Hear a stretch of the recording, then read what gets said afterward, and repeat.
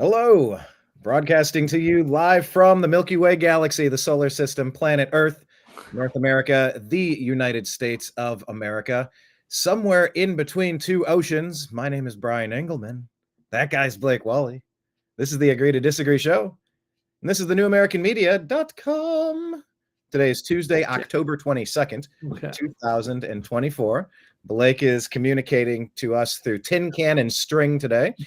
He has a pigeon and smoke signals. We are trying to get his Morse code delivered to us on his Starlink. I've heard a lot of great things about Starlink, but Blake's reporting a little otherwise, a little glitchy lately, eh?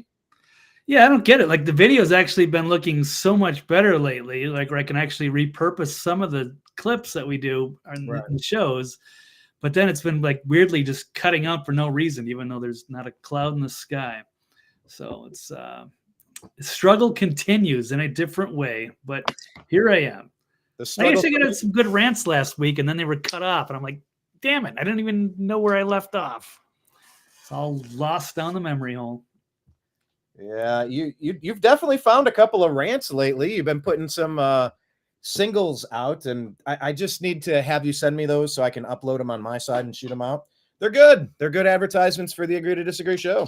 Why people should watch Blake Walley. Oh, did I not hit live? Oh, look at this. All right, so we're going to be live on Instagram for the first time in a long time. It's just not easy to do it. I guess I got to set up a business account, and it's just too much of a hassle. So I just don't. You got a premium account. That's what I was asking you. And then it would only show you in the portrait mode. I don't know how it would look exactly, but hey, wherever we can, stream out there. Oh, you know what? At this time, my account is ineligible. I used to be eligible. They took it now they're on premium. You have a whatever the Meta thing. I'm not going to sign up for that. So, but if you do, that's cool. Yeah. Why would I invest into a platform like Meta that treats us so poorly? I couldn't imagine wanting to spend energy on that. So that's why I ask you to follow the New American Media on X at American_media_. You can follow Blake Walley at TV's Blake Walley, BlakeWalley. You can find my personal one. I don't do too much on that one for some reason. I don't know. When it comes to me, I drop so many sports things into the unhappy hour. I drop so many politics into Agree to Disagree. I'm like, well, what else do I feel like saying that I haven't said in these other platforms? So I don't know, maybe some cat videos or maybe something with music. But I'm at Twist of Nothing. You guys could come over, follow us, find us. I always appreciate anyone watching who leaves comments. Your comments make the show really cool. To all the regulars that come on into the bar, you belly up to the bar, Blake. That's the point of this. The sports are on today. For the Agree to Disagree show, we got the news channels on, and it's what communities do. You sit down and you talk to your neighbor about what the hell's going on over here. Do you see this thing? What do you do? How do we fix this thing? What are they doing? Everyone turns into Seinfeld, some version of what are they doing? Just fix the thing. But that's what we do on the Agree to Disagree show, is we try to talk about issues, problems, how to solve them, and try to call out liars, try to push better ideas to help the future of humanity. Is that a fair way to sum up what we try to do here? When you grab a seat at the Agree to Disagree show, come on up to the bar. Blake, also a former bartender like myself. Yeah. Similar vibes, similar energy. That's what we're looking for. In a way. You're not supposed to talk politics in a bar, but we do that here. This is a safe space for that. Yeah, exactly. Yeah, I wasn't going to get all political behind the bar. Generally not a good idea. But yes, I am very opinionated, and I save that for the Agree to Disagree show, Brian. Heck yeah. You also have another show coming up tonight. Tell people about it, where they can find it. That would be Toxically Masculine Tuesday with Mike Barra, Dr. Brooks Agnew, and Steve Doran, the Trail Boss. That'll be at 9 o'clock Eastern. And the best way to find that show is? Probably Twitter X. Your Twitter X at TV's Blake Walley? Yeah, perhaps. Or Mike Barra. Mike Barra runs the show. You can find it on Rumble. We do stream it to a few different platforms, but that would be the easiest way to find it. Excellent. Yeah, had the chance to sit in as a alternate member, which was cool. I always appreciate that. We've Yeah, we join their shows from time to time. We reported live from Chicago. We reported, we've called in from several different places, I suppose. Chicago, Milwaukee. Yeah, we did a special show the night that Trump, when they missed, thankfully, when they missed. Yeah. So yeah, go check out that show as well. I heard a beep. Did you pull up another page? Are you ready to show us? I did not. That must have been on your end. There was no beeps on my end that I'm aware of. Hey, let's do this real quick just to continue and let you realize that we Why do you let that overlay on there until there's a bunch of people on there? But yeah. Well, the show just started. Up the show, and it takes up a lot of real estate on there. But anyway. Yes, we should have like segments of this, maybe not all the time. Anyway, but real quick, here's the bonus question. We won't spend a lot of time on it since we don't have it in our stack. We're not prepared for it, but let's show that we engage with the people that follow our show. Blake, what role did Kamala play in adding 25% to the national debt? What role did Kamala's economic impact play on the current inflation that is ravaging our economy right now? What role did she play at all this entire administration until they decided to run her for president? I mean, they were talking about just getting rid of both of them and getting a whole new ticket. So what did she actually do while she was allegedly the VP or the border czar? Nothing. She made just terrible public appearances, and they tried to hide her. And then when they realized they couldn't get rid of her because they needed the money and the delegates and blah, blah, blah, they could only dump one, but not both. They decided to run with Kamala. And they didn't want to bring somebody else to lead the ticket, like Gavin Newsom or a Pete Buttigieg. I still can't pronounce that dude's name. But either way, they couldn't have her taking second fiddle to another white man. So they decided to run with her, and that's fine. But they acted like it was a big deal. But no, she was deeply unpopular always. And I'm not sure she does anything. Whoever handles her, I would love to see what she actually does on a day-to-day basis. But to be fair, that's not fine. It's not fine if it's a DEI thing. It's not fine if people are being put in a spot because they're supposed to play a role according to a Hollywood producer director instead of actually someone qualified, instead of being unkamalified like Harris is. But all of that aside, I guess the Inflation Reduction Act is something that they point to, and it's like, yeah, that's the thing that made things much, much worse. So yeah, it in a lot of elections, it's the economy, stupid, and I think that's what you're going to see first and foremost. But there are a lot of trends, and they are all pointing toward Trump. There is no momentum behind the Democrats, behind Harris. She's an installed puppet. She got 0 votes from the people when it was time to campaign. They didn't. They just kept Joe out there just long enough to make the old switcheroo and stage a coup and overthrow the duly elected president, almost like some people say happened in 2020. But I digress. We're heading into another election season. Thank you for the comments. We'll continue to try to monitor that, Blake, as we go. But we have a lot of stories to get to, so we're going to get into it right away. Right off the bat, we're just going to ask about this upcoming election. Are the Dems going to cheat like hell in this next election? Agree or disagree? Also, who is the second most dangerous man in the world? Usually I ask agree or disagree, but I'll just let that marinate. Who's the second most dangerous man? Blake, in a sane world, who would you actually say is the second most dangerous man? Ooh, there's a question. I'll give you time to ruminate on that, unless you have something. I mean, I think of the most dangerous people. I think of like George Soros, a Bill Gates, or a Klaus Schwab. Some of these types of people, these villains. I'd say there's a good Barack list. Obama for sure. Oh yeah, Barack Obama. Yeah, Obama would be way up there. Probably number 1. Top 10. So who's number 2? Top 5. Yeah. So we're going to ask who is the second most dangerous person in the world. We're also going to ask people to question the integrity of this election. Are they election deniers? Agree or disagree with that? Also, has President Trump now worked at McDonald's longer than Kamala Harris has? And are leftists angry that Trump nailed this photo op? Why are they so angry at this? We'll break it down. The memes have been fantastic. Make sure you're following, like I said, the New American Media on Instagram, Facebook, YouTube, all of the places, because different memes get shared at different times. Telegram, TNAM and TNM chat, TNAM and TNAM chat. But yeah, the McDonald's memes have been wonderful. Maybe Blake has a bit of a montage to show up. Mick Trump, exactly, serving up the freedom fries. Freedom fries, that's the way to go at Donald's. Anyway, That was lame. I know. Yeah, I remember that from. No, I remember that when I was in Las Vegas when that happened and 9/11, and then I remember they got rid of a French restaurant, I think in Mandalay Bay, and replaced it with an American restaurant, and they started doing we're not calling them French fries, we're going to call them freedom fries. I was just like, oh God, this is so cringe. But whatever, we made it through it. And now here we are. Wars unjustified. Yeah. Yeah, we're 20 years later, and now freedom fries has a totally new meaning. But yeah, with Kamala trailing in the polls, agree or disagree that her courting the GOP, it's because her base has tanked. We will talk about all of these issues and more on today's program of the Agree to Disagree show.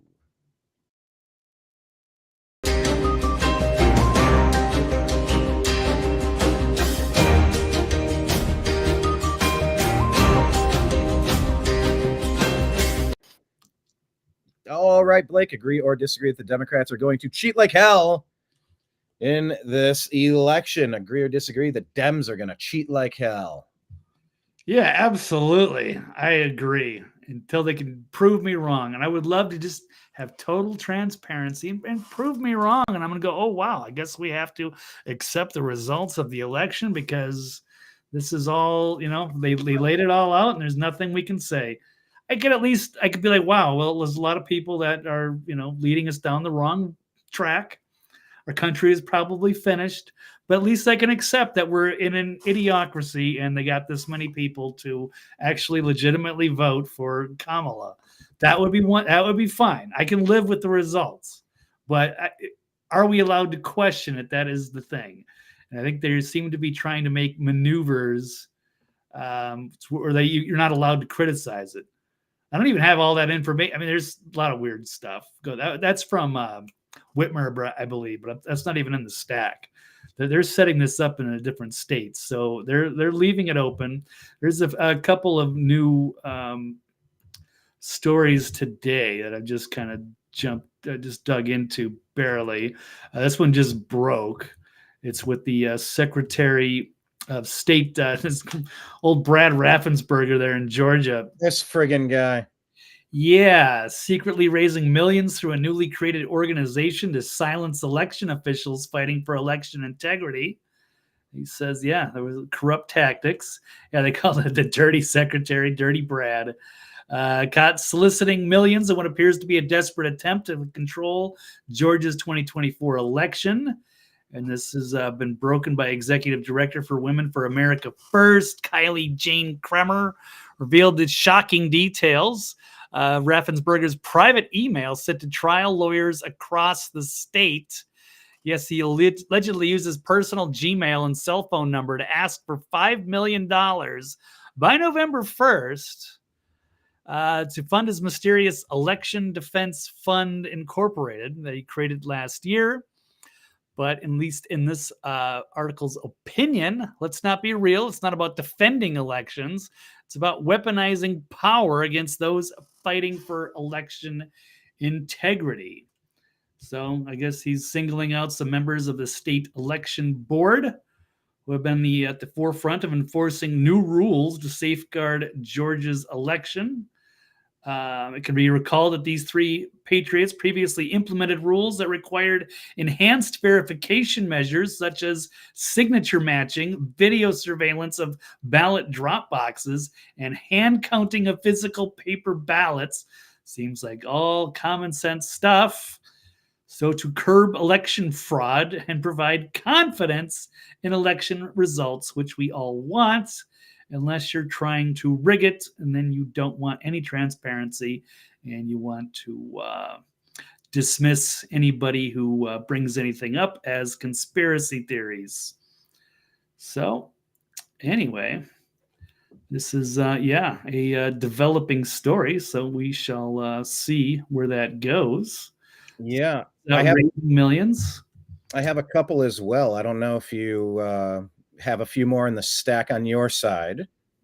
Yeah, actually, I pulled one from your Twitter feed, but then yes, that's always a great place to get your news, people. At American_media_. Join us on X. We love you on X. It's one of the few places we feel like we have a shot at an audience finding us. It's been a labor of love, but really banging your head up against a brick wall trying to work with Meta and YouTube. So thanks. Yeah. Right. So we've got this tyrant here. She's been under fire for a while. Jocelyn Benson, a lot of heavy criticism. She says she's Secretary of State there. She says ballots won't be in until the day after. So we might have to wait longer. It was a repeat of last time. Even in third world countries, they can get it all done by a decent time within that night. We should not be going to bed without knowing the results, but that's we're looking at the same playbook again. So she's saying in the final certification could extend to November 6th, full day after polls close. What certification? The election certification. Final certification. Final certification. I haven't even watched this. How quickly do you expect to get results? Well, in 2020, we had the results of our highest turnout election in Michigan history within 24 hours of the polls closing. The unofficial results were completed by 8 p.m. on Wednesday. So we're tracking that again this year. We do have more options to process ballots sooner than Election Day, which is where we were restricted in 2020. So I'm optimistic we could see. Depends on how far behind they are. Results even sooner, but I would estimate end of the day on Wednesday. Sooner if Kamala wins right away. If they got to but if Trump is ahead, they're going to keep counting ballots throughout the night and into the next day until Kamala wins. Is the best guess on how we'll perform. But that said, we will always prioritize accuracy and security over efficiency. Understanding how much people will want those results, we're still going to make sure the process is secure and accurate before we. And then are they going to actually show their work? It's like you come up with a math problem in school and your teacher, you got to show did you just use a calculator to come up with it, or can you show your work? Show the process for solving the equation. There needs to be, I don't know, Blake, I was asking myself this question. Do we have a list of states that are completely backward, wonky, and rife with fraud opportunity versus states that have really locked down, cracked down, and put basic, do we have is anyone tracking that, like with a color-coded map? This is green, this is yellow, this is red. Like these are the danger states, and is it the same Arizona, Wisconsin, Pennsylvania? Yeah. They're the same exact states that magically paused did we flip any of these places? Is there any chance we're going to have a real election this time? Because this should be the easiest blowout for Trump that you've ever seen in an American presidential election since Mondale. This should be catastrophically bad, once in a generation bad. They've earned every piece of what's coming, unless they try to cheat. And Lord knows if they try to cheat, what's coming after that is really a place I don't want to spend a lot of mental energy. I just want to get this country back on track. Let's say you. Right. No, they're probably going to cheat. They're not going to show you why. They're not going to allow the courts to look at anything. They'll call you a conspiracy theorist and shut down your channel and put you in a gulag, Brian, for daring to question. No, that lady, her face doesn't seem quite as trustworthy. Maybe it's a symmetrical thing going on, but under fire for a long time. Yeah, she's nasty. What's her name again? Jocelyn Benson. Okay, next. Hand in hand with Gretchen Whitmer. Yeah, so not good. All right. What else do we have? Let's throw in one more. Yeah, but I know there's a lot of problems going on. I know they've got our superstar over there in Pennsylvania, Scott Presler. Yes, yep. Go on Rumble or YouTube and look up the New American Media. When we talked to Scott Presler at the Republican convention in Milwaukee, Wisconsin, a couple months ago. It's a fun chat. Right. So he's there, but I know they got some weird things happening there. Like people that are already registered aren't showing up. I don't even have those clips, but I mean, there's a lot of wonky stuff, and we're going to see a lot more before this is over. I do expect the Democrats to cheat. And so, hey, prove me wrong. Again, show us the transparency. I don't want this bullshit coming around this time again, where we're just supposed to accept it. It was the most safe and secure election ever. I can't handle that. So that's unbelievably frustrating. Right. It's like, oh, how is that possible? You don't even have 93 million registered voters. That can't be. It's mathematically impossible. Shut up, conspiracy theorists. But anyway, that's probably what's going to happen. So speaking of that, oh yeah, we ran into Eric Spracklin at the Milwaukee. That was pause on Eric Spracklin. By the way, go to cisa.gov/rumor control for anything regarding elections. I'm not questioning 2020 here, but I am saying they are going to try to cheat 2024. What can they do about that? Yeah, of course they're going to try to cheat. Yeah. An election is too, and that's why you have to make it so that we have strong methodology in place that protects the sanctity of a vote. But what we're seeing with, I mean, what are we doing with voting machines? What are we doing? Not about this company, that company, about all of it. Oh, they weren't supposed to be connected to the internet, but blah, blah, blah, blah. Like, why is there even a chip with a port with a like, why is that even an option? Like you're telling me you don't get to hardwire in. You have to walk in with a briefcase and it's attached. It's handcuffed to your wrist. You know, like in the movies, you have a chain attached to your wrist and a briefcase. So if they want you, they got to take your arm with you. And that just makes things a whole lot messier. You're telling me that you can just click on a button and activate a Wi-Fi and connect to some voting machine? Not this company or that company. I'm not making any specific allegations. I'm saying that if there's even a remote possibility, what are we doing? You can do a paper ballot. You can do 1 day voting. You can turn President's Day. How about we do this? We turn President's Day into National Voting Day. That's where we get the day off. All right? Figure it out. You know what? Make it special. Take President's Day, but then on Monday, do another something there. So we'll have like a 4-day weekend leading up to President's Day.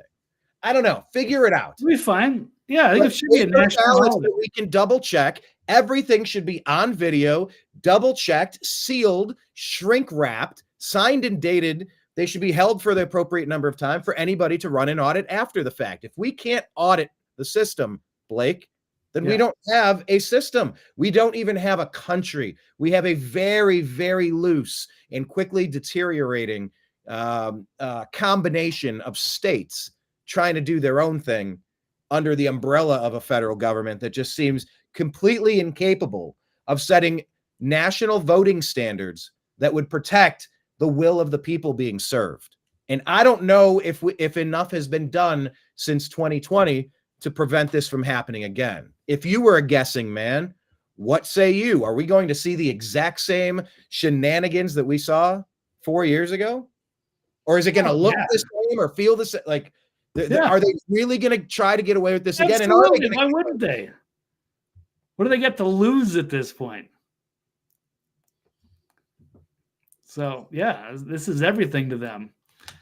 So I 100% expect that. Yeah, I don't know. I mean, I'd love to put the chat on the side, but then it takes up so much real estate on the screen, and then it makes us look like little postage stamps talking. So it's kind of distracting. We'll try to put those comments up there though. But okay, let's watch this quick clip. I guess this happened in New Jersey the other day. It looks like it's recent. It's October 2024. So, but I mean, this wouldn't shock me whatsoever. Take a look at this exchange with this poll worker from New Jersey in Essex County talking to this, I guess he's a Irish guy in America on a work visa. So let's roll this clip. You voted in the election in January of last year? The presidential, yeah. And did you register? No, I wasn't registered either. Are you registered now? Oh, I never filled anything out. No. Okay, then I can't see how you can vote because you're not registered. Remember, I do remember him. Okay. Remember, we was allowing anyone to come in. Anybody to come in, and they say allowing anybody to come in. As long as you vote for Trump. I'm not hearing what I think I'm hearing. It's not like she's saying, I remember him. Just go ahead and let him vote. She's remembering a previous conversation. I can't be understanding this correctly, right? I mean, it could be a little out of context. I'm not 100% because there's only this one little clip here. And how would they recognize this guy? I mean, how small of a precinct would that have to be? I mean, maybe he sticks out because he's got the Irish accent, but still, like, would you remember that from what 2 years ago, 4 years ago? Dude, look, I've gone when I lived in Los Angeles, I would go vote, and I had the opportunity to get ballots that were not mine with people that were not my ex-wife, just handed to us. No proof, no signature, no checking if the names match the photograph on file. Are you kidding me? Whatever we think we're doing, I'm concerned. I'm not concerned that 75% of the country isn't smart enough to vote for Trump. I think really 3 out of 4 people, we get it. There are some hardcore team players. There are people that are so unwilling to accept that they've been lied to so often that they can't break the hypnotism, the spell, the illusion and delusion that they've just been, it's kind of consumed them and became their character for so many parts of the last 8 years of the I hate Trump and Orange Man bad, Trump derangement syndrome stuff. And we'll get to more of that with the McDonald's thing in a moment. But I don't know if we're going to be able to actually count the right ballots in this election. And Frankie Brown saying the Dems don't understand sensible and smart. Because I was saying, we just need a sensible, like a smart voting system that's auditable, and it's all on video. It goes from your hand into the stack every 500 votes. It goes into a box. The box is on camera. It's right here. It takes a Republican and a Democrat to both stamp off on every page. They double check the counts. They stamp. They shrink wrap it. It's done. It's kept in the storage room. Only one person has the key. There's no Wi-Fi. The room doesn't burn down. This isn't rocket science. And if there's anything shady at a place, you go and you look at the videotape. You do a full forensic audit on it. Unless we're not supposed to have a functional system, Blake. Well, it's not about functional system. It's not our show. It's their show. They want to run things, and if they have to cheat to win, then they'll do that. They crave the power, money, and control. So it's high stakes this time. It's not about representatives. It's how it's supposed to work. We elect our representatives. Now they're all corrupt. They're bought off, and they like to prop these people up, and then there's no term limits, so we just get stuck with these people.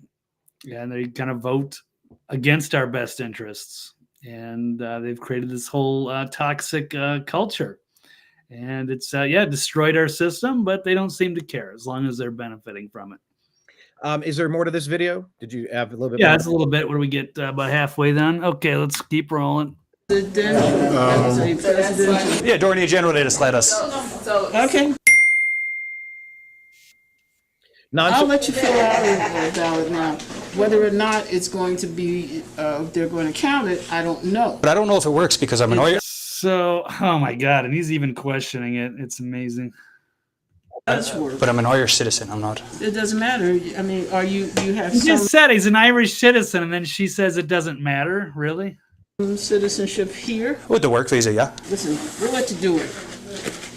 They'll figure that out. Wow. Poll workers may not provide a ballot to someone not entitled to vote. Yeah, I'd be like, hey, sorry, sir, but you're not a citizen, so you can't vote. Have a nice day. The brand new one, yeah. There's no much many new ones, just so you know. So, sure, she's a nice lady and all, but she is really doing awful things, and she should not be in that position to be a poll worker. Not saying they need to criminally charge her, but they need to get rid of her, and they need to, use that video going forward when they get these volunteers in there. Yes. Like, if this happens, you guys are going to get some punishment. I mean, look, if anything, these poll locations should be under 24/7 surveillance, and there should be Republican and Democrat people that are able to watch in real time. And if there's an issue, they should be able to report it, and there should be a way to do that. If we're not doing that, we need to be. So yeah, that one, What if you're the power and the party in control? Sure, I mean, it happens to all the dictators too. Chavez or Stalin. I mean, people, was saying, no, we got to get rid of this guy.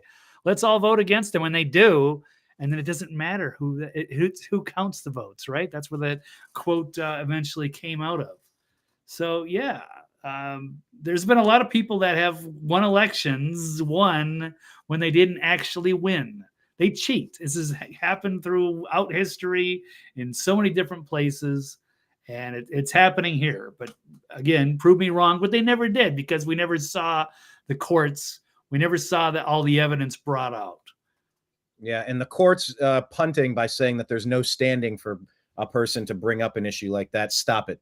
That is not a real thing. That's not, with the 50 states connected together, the sanctity and the accuracy of these elections is paramount to us having a functional system of governance in the United States of America. Yeah, but do you think the Democrats would care as long as they win? Do you think, hey, they would accept the Trump loss as long as there was integrity? Like, I'm just glad, I'm sad that Trump won, but at least we saw it all, that the system works, and now I know we can do this better next time. We'll get somebody better than Kamala, and then we'll beat whoever the next candidate is, because it won't be Trump.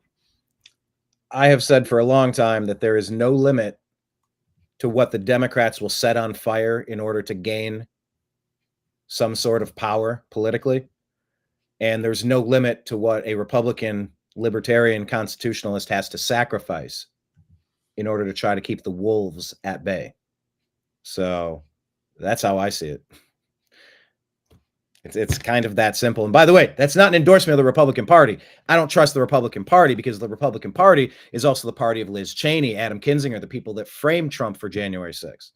So these are not, don't get it twisted. That's not an endorsement of the Republicans. But I think the MAGA party of Tulsi Gabbard, RFK Jr., Vivek Ramaswamy, Elon Musk, that is such a different cast of characters that it's the Avengers. Like, these are the superstars. This is the all-star team of people coming in to clean up a mess.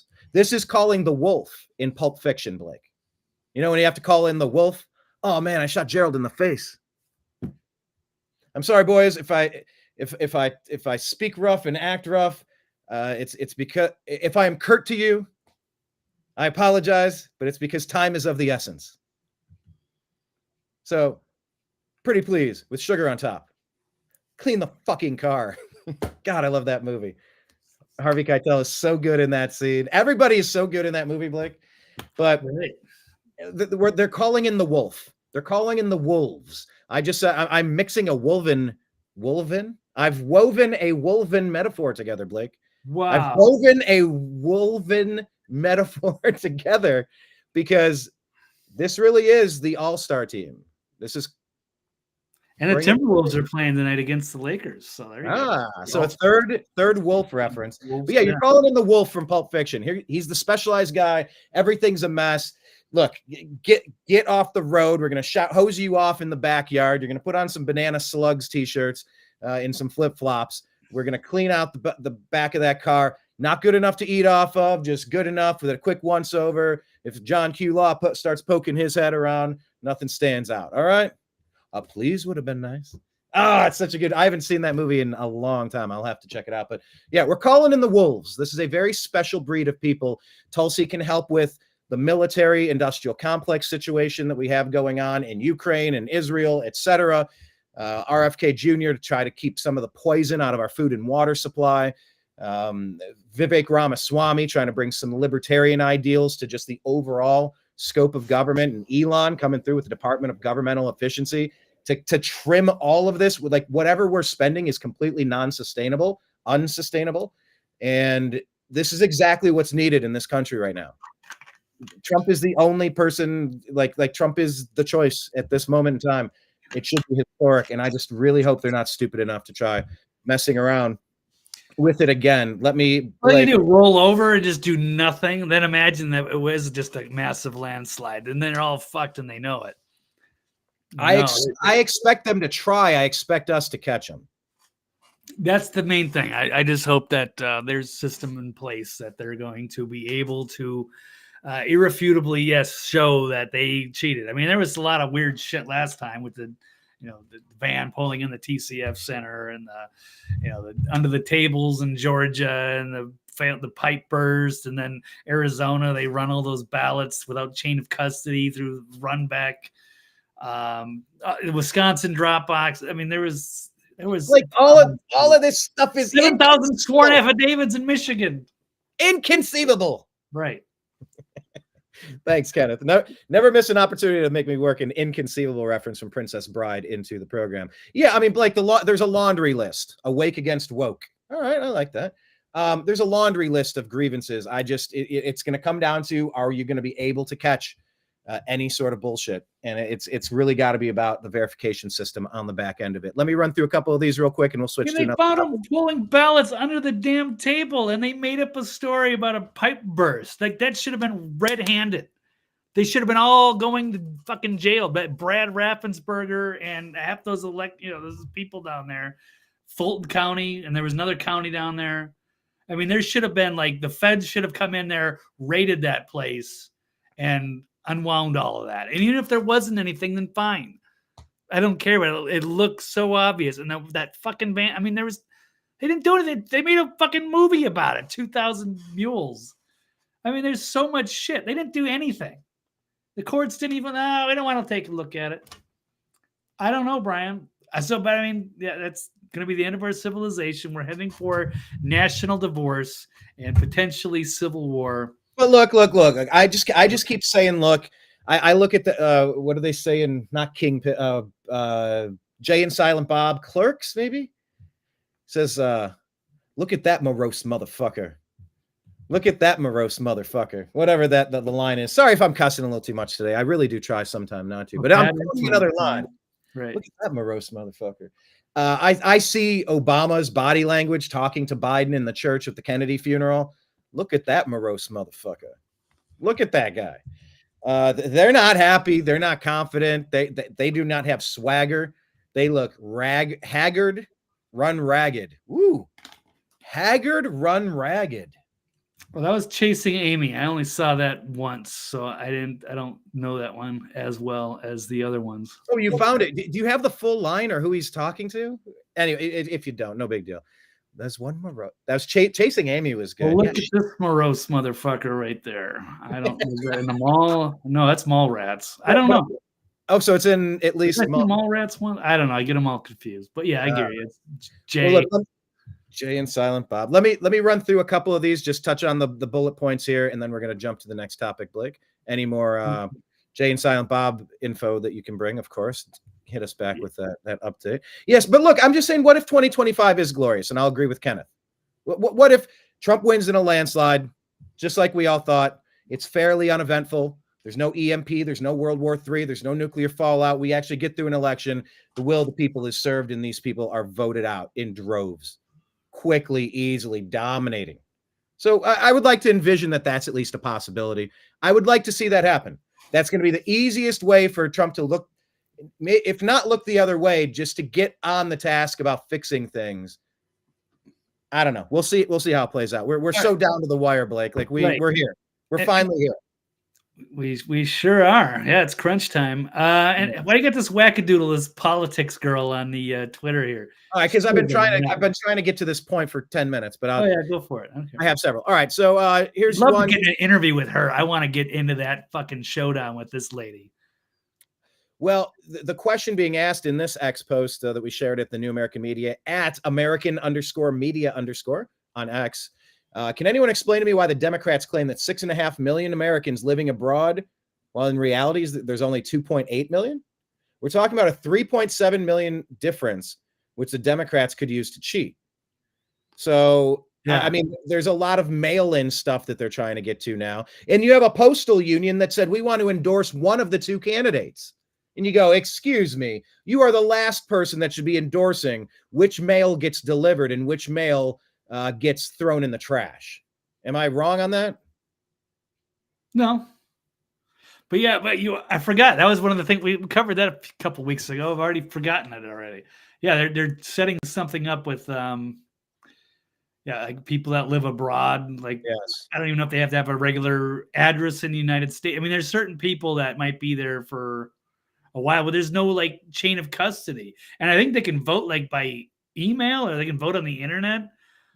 Like and they don't have to like show like a proof of like where they originated from or if they're actually coming back to the States. Like there was something really sinister about that.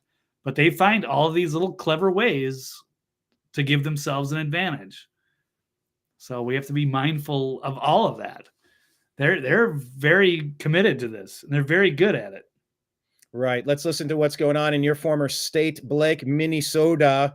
Minnesota. Oh, yeah. Got our voters' pamphlets. Now you check on the outside of your pamphlet what party you're affiliated with. I mean, I guess that just makes it easier for him to toss away the red ones. Can you believe this, Blake? Oh, I can believe it. And in fact, Tim Walz, Minnesota under Tim Walz, sending envelopes where you mark your party affiliation on the outside of the ballot. Not just in Minnesota. Democrats are setting the stage to cheat and rig the 2024 election.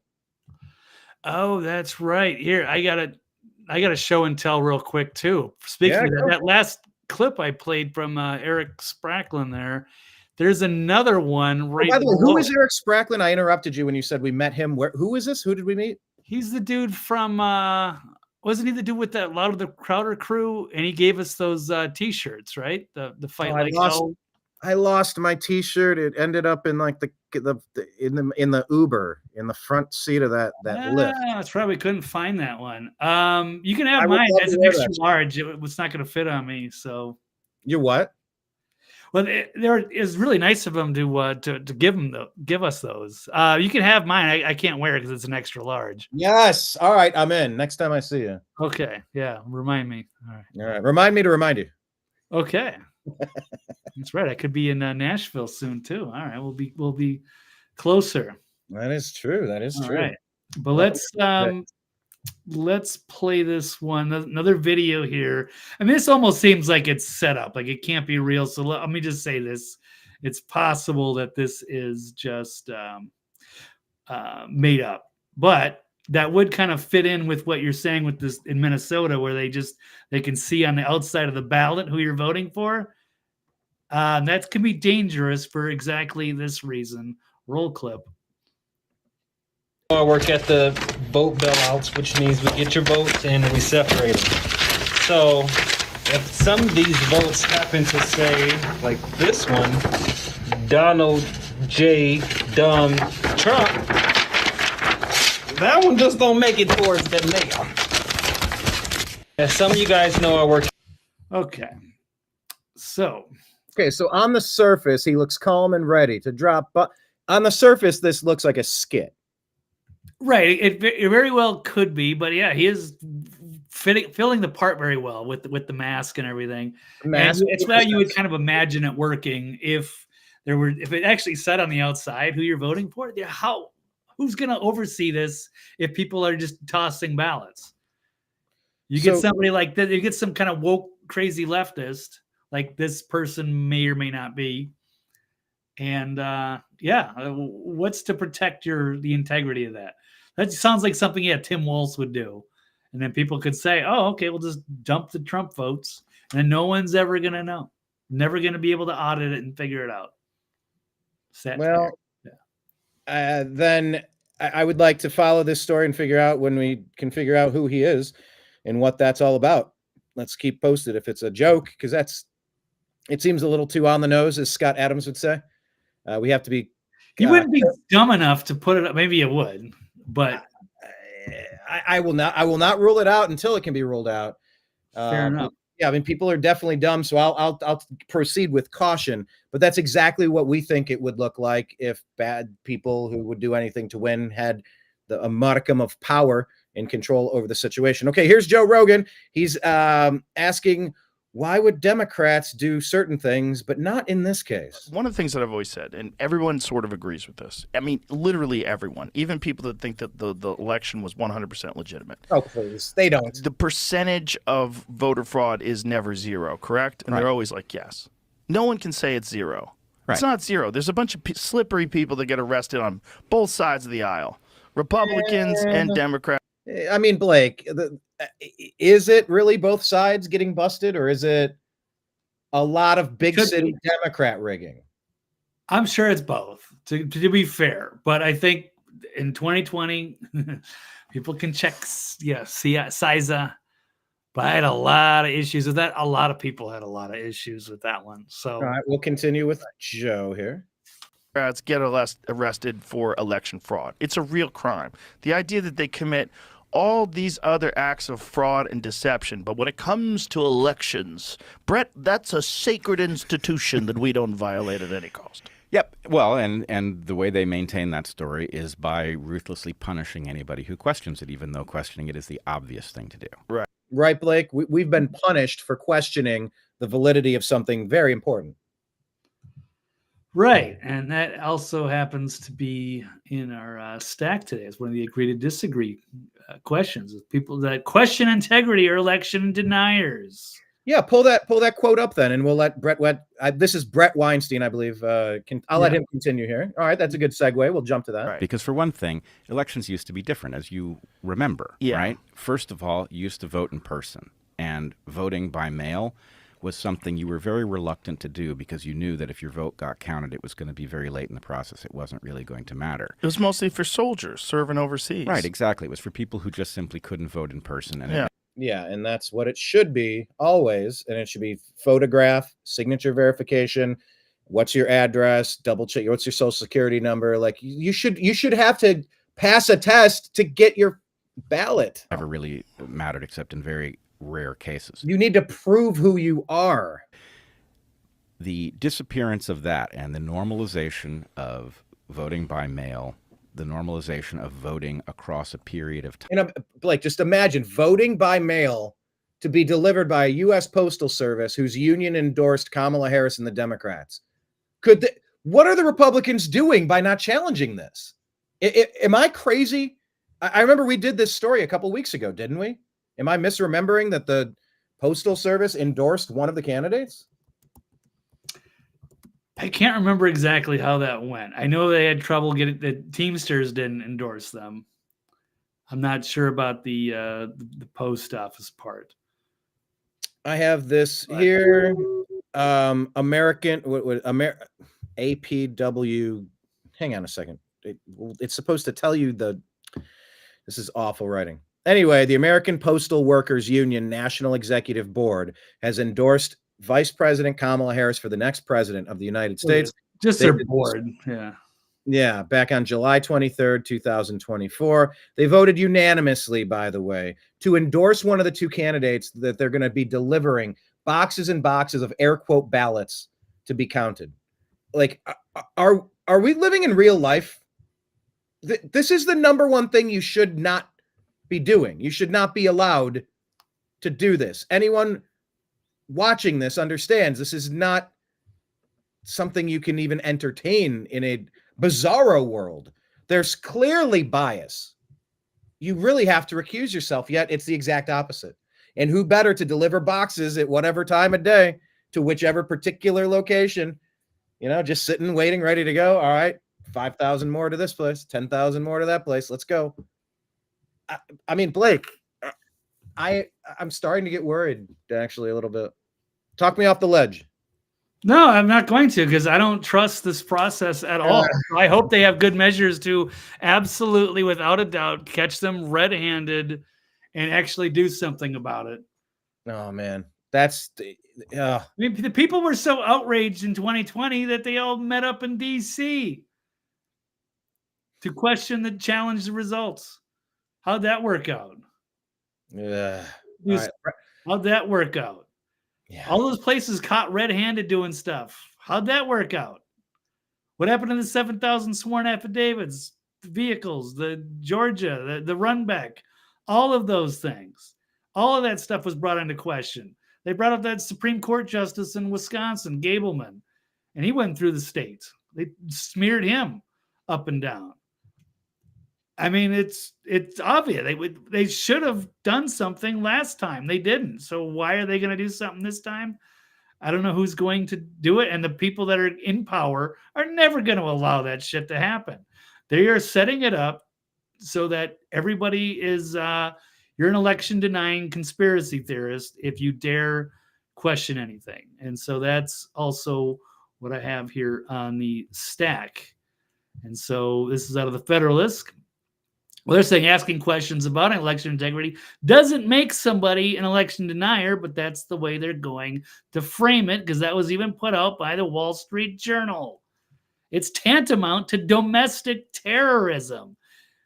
So if you have concerns or how our ballots are tabulated, you're a denier, conspiracy theorist, and a threat to our democracy, Brian. So, oh, shucks. In a long news report published over the weekend, they said it feels very dystopian. Republican county officials brace for election deniers again. Characterize those who think the 2020 election was stolen, rigged, or less than secure. Yes. Oh, they just stopped short of calling them domestic terrorists. Probably will. That's nice of them. Yeah.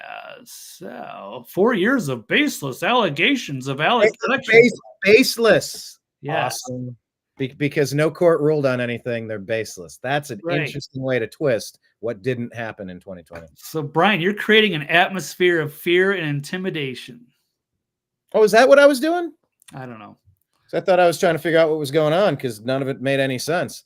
Joe Biden was the least popular person on his party's ticket until he teamed up with the second most unpopular person, or I think it was Kamala was the worst and he was second worst.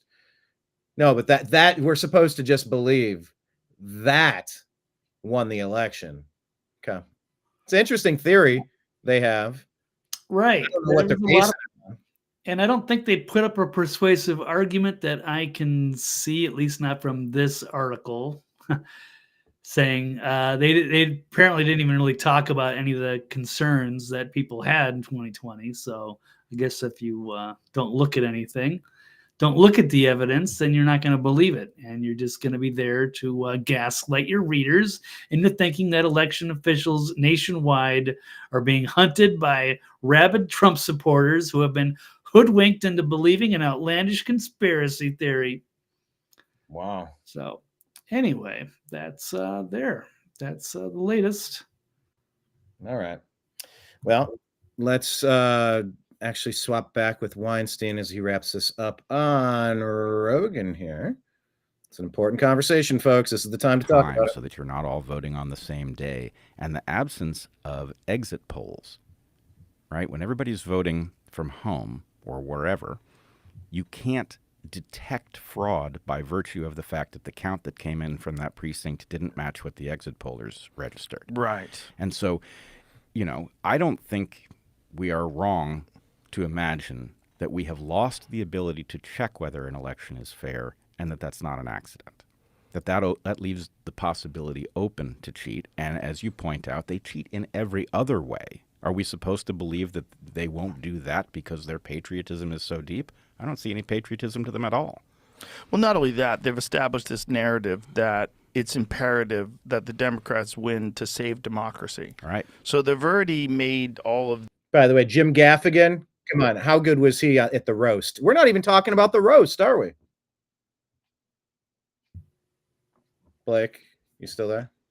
No, I've been gone for like 30 seconds wondering what's happening. I was going to say, did we even cover the roast? I was going to say Gaffigan did such a good job talking about this exact point that Brett Weinstein's discussing.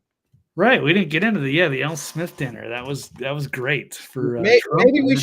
Maybe we should wrap up with a couple highlights. It's easy to find right on X. But yeah, it's absolutely wild. Let me continue here. These statements that would, and it's just that Jim Gaffigan talked about how saving democracy. They need to save it so much that they ousted the democratically nominated person in a coup. Or something like that. Out of Jim Gaffigan. I loved it so much. Any patriotism to them at all. Well, not only that, they've established this narrative that it's imperative that the Democrats win to save democracy. Right. So they've already made all of these statements that would it's more important for them to win than anything. More important than anything. More important than having primaries. More important than letting the people decide who the representative is. More important than having like live actual conversations, interviews that aren't edited on CNN. Instead, they have a 40-plus minute one that's edited down to 18 minutes. Like, what? Well, and we just went through this with them over COVID. Yeah. We know that. Oh, Blake, just on that point, can you just remind people? Can you remind people why they should vote 2024's election strictly based on COVID and what the Democrats did? Make it a single issue for us. If Blake's internet is there. Blake, you look less than interested. Blake, why are you mean mugging me? Blake. Oh, come on, don't just stand there, say something. Oh, come on, feller. Oh, Blake is gone.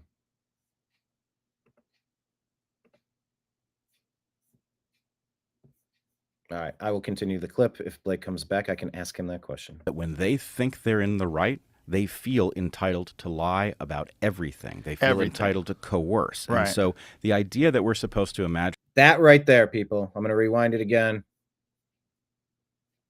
Down to 18 minutes. Like, what? On COVID only, the Democrats need to be flushed out of office on every level like an enema. Well, and we just went through this with them over COVID.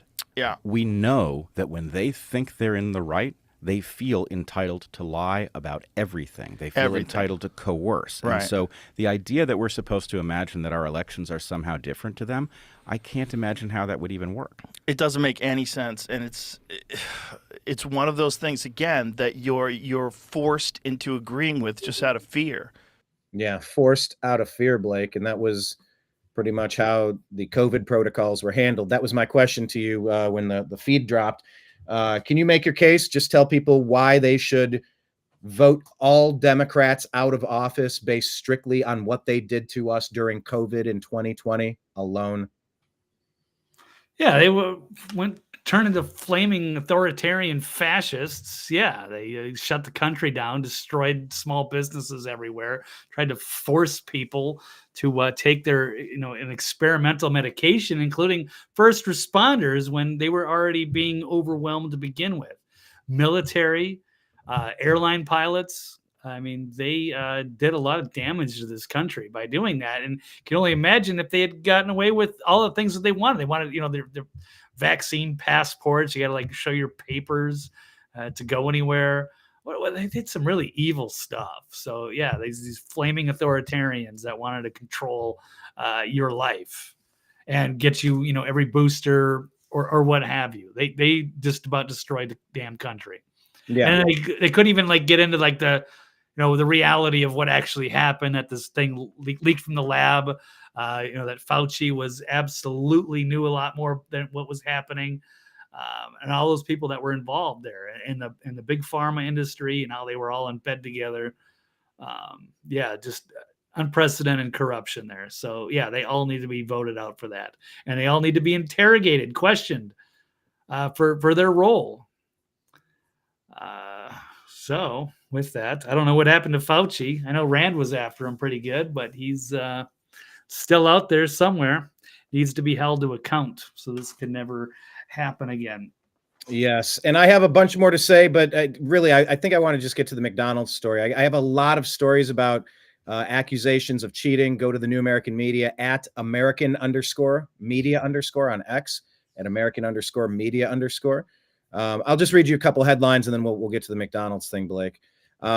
George is saying, "Dear Democrats, after Trump wins, by the grace of God, I promise to advocate for a complete audit of the results to ensure that he didn't cheat. I just need you guys to stop pretending like our elections are suddenly safe when you used to say the exact same things that we say now. Madam Corruption, a.k.a. Hillary Clinton, used to say the exact things that we say now." This is a compilation from Kennecoa the Great, documenting almost every time Democrats have questioned the fraud cheens. Anyway, so just keep that in mind.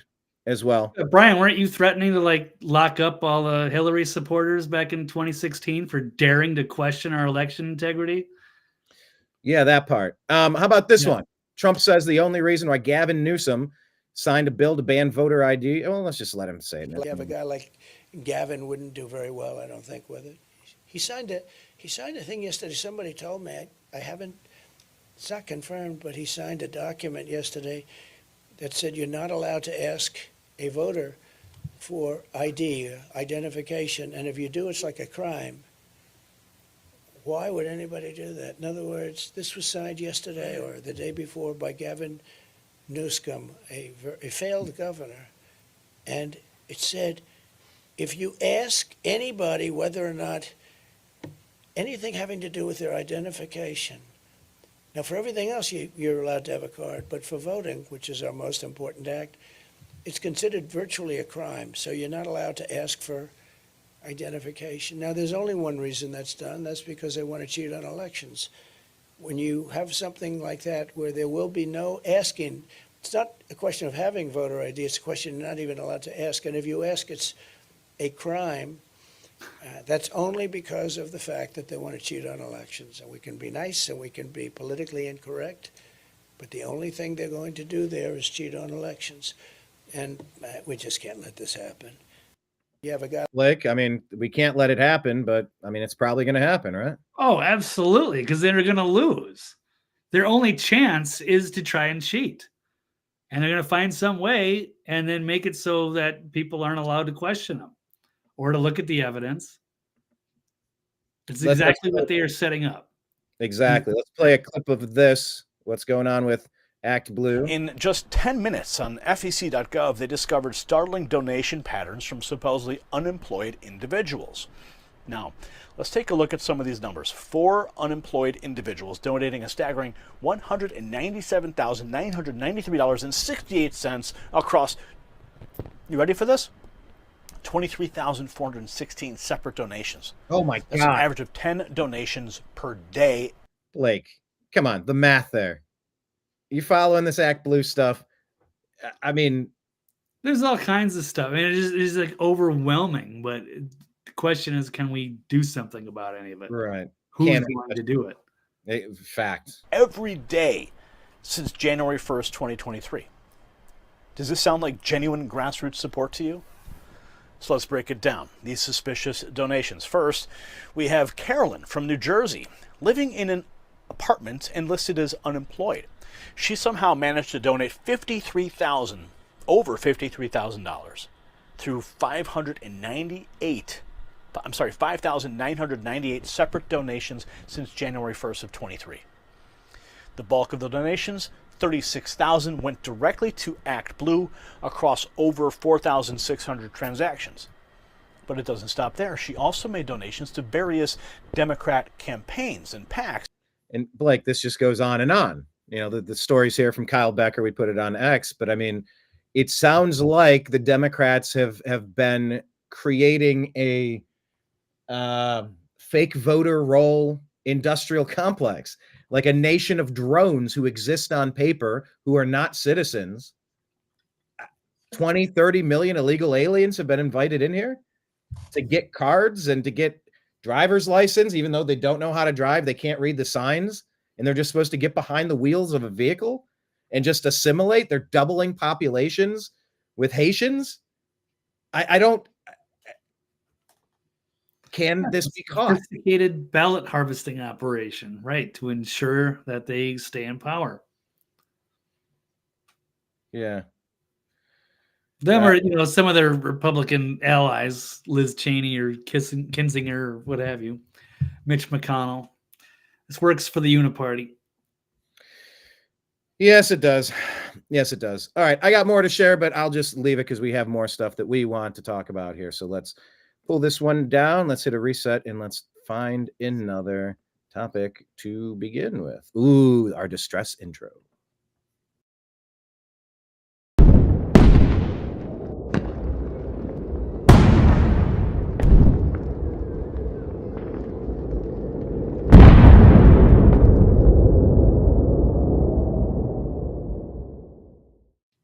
And I promise we'll get to Donald Trump and the McDonald's stuff, which is pretty fantastic, might I add. But in the comments section, tell me your favorite meme, or if you're on social media, tag us and tell us the favorite meme that you've seen. There's a lot of AI images. There's a lot of funny stuff coming around with that. Blake, agree or disagree about the second most dangerous person in the world? We said Obama was number one, maybe Soros, maybe Gates, maybe this, maybe that, maybe Klaus Schwab. But they have Elon Musk as the second most dangerous man in the world. I'm guessing you might disagree with that. Yeah, it's insane. This is the globalists freaking out. So yeah, Trump is their number one enemy, and then Elon apparently is number two.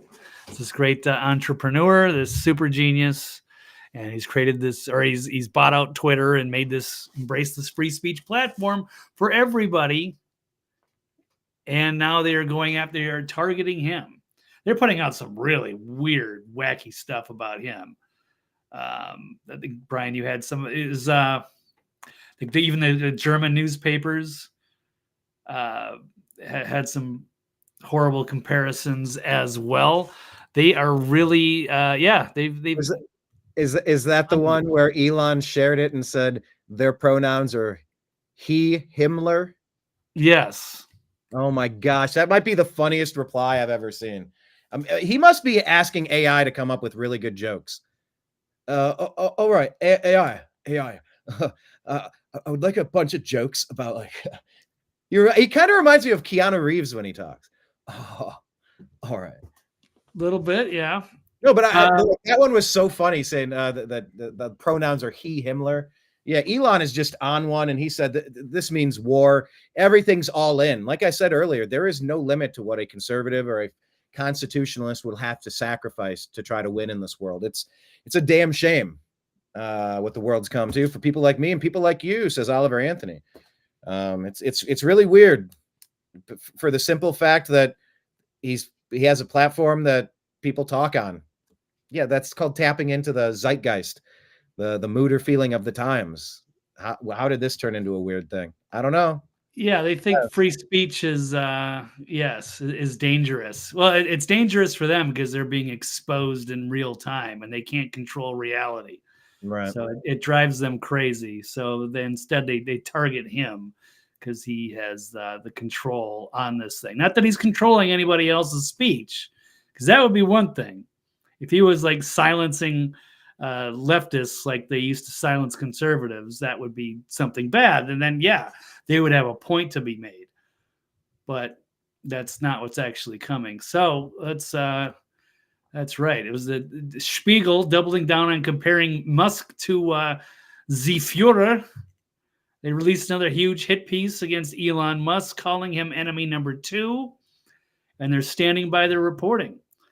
So, yes, it's just crazy how they are. The masks are off. Do we want to listen to some of this, or we'll just take it? It's a 5.5-minute video. I'm not going to play it.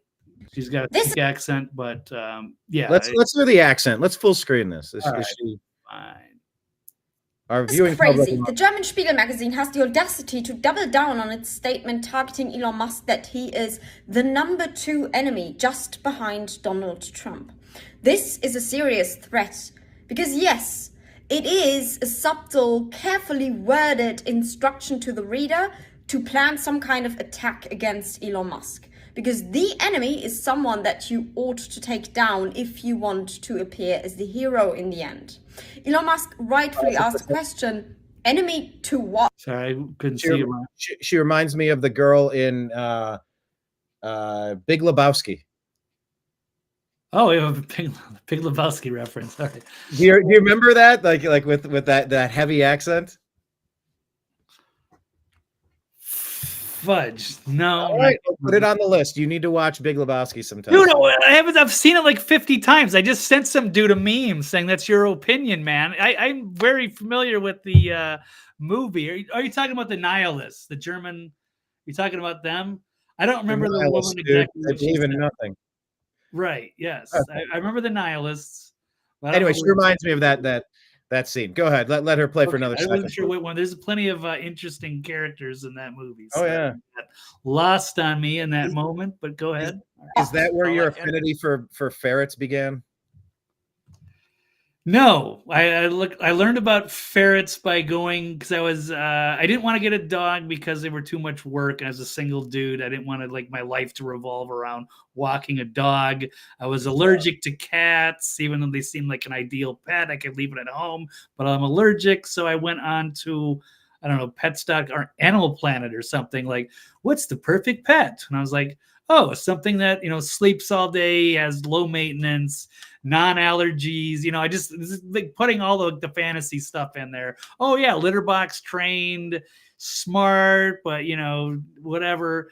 So like the perfect pet, right? And then I didn't expect any real results. And then it said ferret. And I was like, oh my God, they're hypoallergenic. They're funny. They're cute. They whatever. They sleep most of the time. They're playful like a kitten. Whatever. You can leave it at home all day, and they poop in a litter box. But you gotta have a litter box in every room. But they're trainable. So yeah, ferrets are awesome pets, and I miss mine terribly. But well, that's what that lady reminded me of, was that guy in that scene, and of course there's a ferret in that scene, and Blake with the ferrets, and me with the cats. Okay, what's this video here, sir? What's this one? I don't know. Isn't this your video or is it my video? Oh, yeah, this is the one you wanted to watch. The Spiegel. Enemy number 2 of what? Democracy? I'm pro-democracy. All I'm literally trying to do is uphold the Constitution and ensure we have a free and fair election. Yeah, common sense. I mean, protecting the Constitution, free speech platform. No, he's the number 2 most dangerous person in the world. Fucking Nazis. I'm definitely upgrading my security. It's like, so. This man is a hero for doing what he is doing, and they hate him, and they hate Trump. Well, we hate them then. I mean, that's where we're at. Stand down. We should be hating them. They should be absolutely in fear of the people waking up and removing them from power one way or another. The easy way or the hard way. And instead they're demonizing all the populists and the people that care about truth and justice in the American way. So all right. Do we have any more on Elon, sir? No, that was it. That was some of the clips we're showing. He's upgrading his security. He's enemy number 2 from Der Spiegel. Okay. Anyway, keep our eyes peeled. I appreciate that on this timeline he's stepped up and at least given us one platform along with Rumble that's worth spending some time and energy on. Like I said, I've wasted my life on Facebook, but really you can't build but sand castles made of sand fall into the sea eventually. Who does that song, Blake? And sand castles made of sand melts into the sea. Jimi Hendrix? Yes. Okay. Yes. Well done. Well done. I'm terrible with lyrics, but I know that's a song. All right. That is true. You often say that you're terrible with lyrics. I need to listen to some Jimi Hendrix. I got that best of album. That's a great album to get lost for an hour and a half in. He is, yes, one of a kind. Yeah, Elon Musk be kidding. No, he's not kidding. He's all in on this. Okay, let's talk about this, Blake. Kamala, is she courting the GOP because her base is falling and failing and flailing? Yeah, 100%. She's good, trying to get the neocon votes, but nobody cares about those people. So she keeps trying to make a big deal out of, Mike Pence or General Milley or, the who's who of the most awful neocons, John Bolton or whoever it takes. But yeah, the Cheneys are not a good endorsement.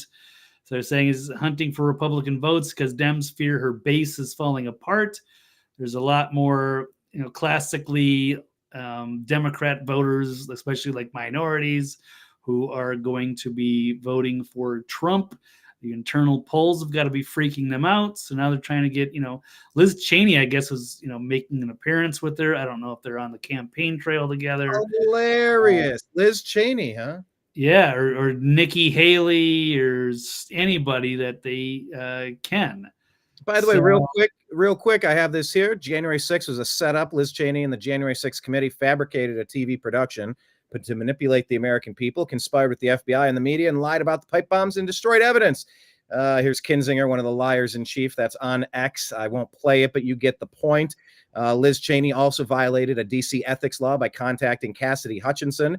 It needs to be investigated. The House Oversight Committee obtained Cassidy Hutchinson's signal messages, and she was directly communicating with Liz Cheney and indirectly through Alyssa Farah as Cheney was leading the January 6th committee. Cheney also helped Hutchinson get new lawyers, new text messages revealing her getting busted, secretly texting the star witness for J6, Cassidy Hutchinson, about her testimony without her attorney's knowledge. Oversight Chairman Barry Loudermilk obtained January 6th star witness Cassidy Hutchinson signal messages, revealing directly communicating with Cheney in the months prior to explosive and private public testimony, directly and through an intermediary, Alyssa Farah Griffin, while Hutchinson was represented by her attorney, Stefan Pasentino. And the select committee conducted 6 transcribed interviews of Hutchinson in total. This is who Liz Cheney is, by the way. She should be perhaps the first one that should be under investigation. Julie Kelly reporting this is her WMD moment in June 2022. Julie Kelly has earned the right to let us hear her moment, her big moment. Ms. Hutchinson, could you look at the exhibit that we're showing on the screen now? Have you seen this note before?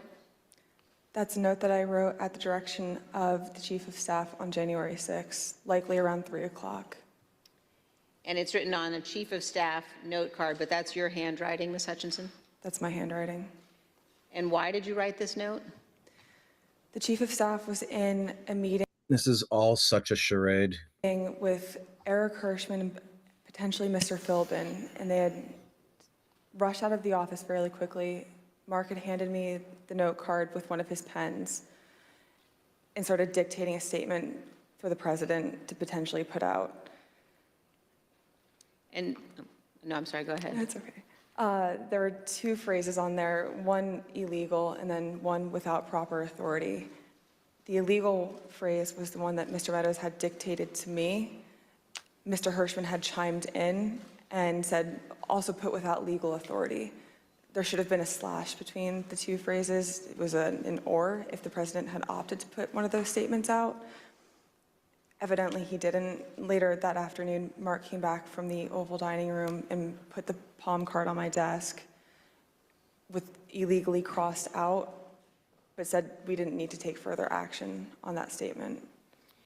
So, I mean, just Liz Cheney's involvement with this. It's an absolutely stunning lie facilitated by Liz Cheney, who either knew it was untrue or didn't properly vet this. The Cassidy Hutchinson wrote this note. It was written by the White House lawyer Eric Hirschman. So, Blake, finally here, following a House administration report, we filed a bar complaint on behalf of Stefan Pasentino against former Rep. Liz Cheney. Thankfully, she got blown out. If the country voted like Liz Cheney got the vote, and it's an accurate counting, that's what the Democrats are going to get.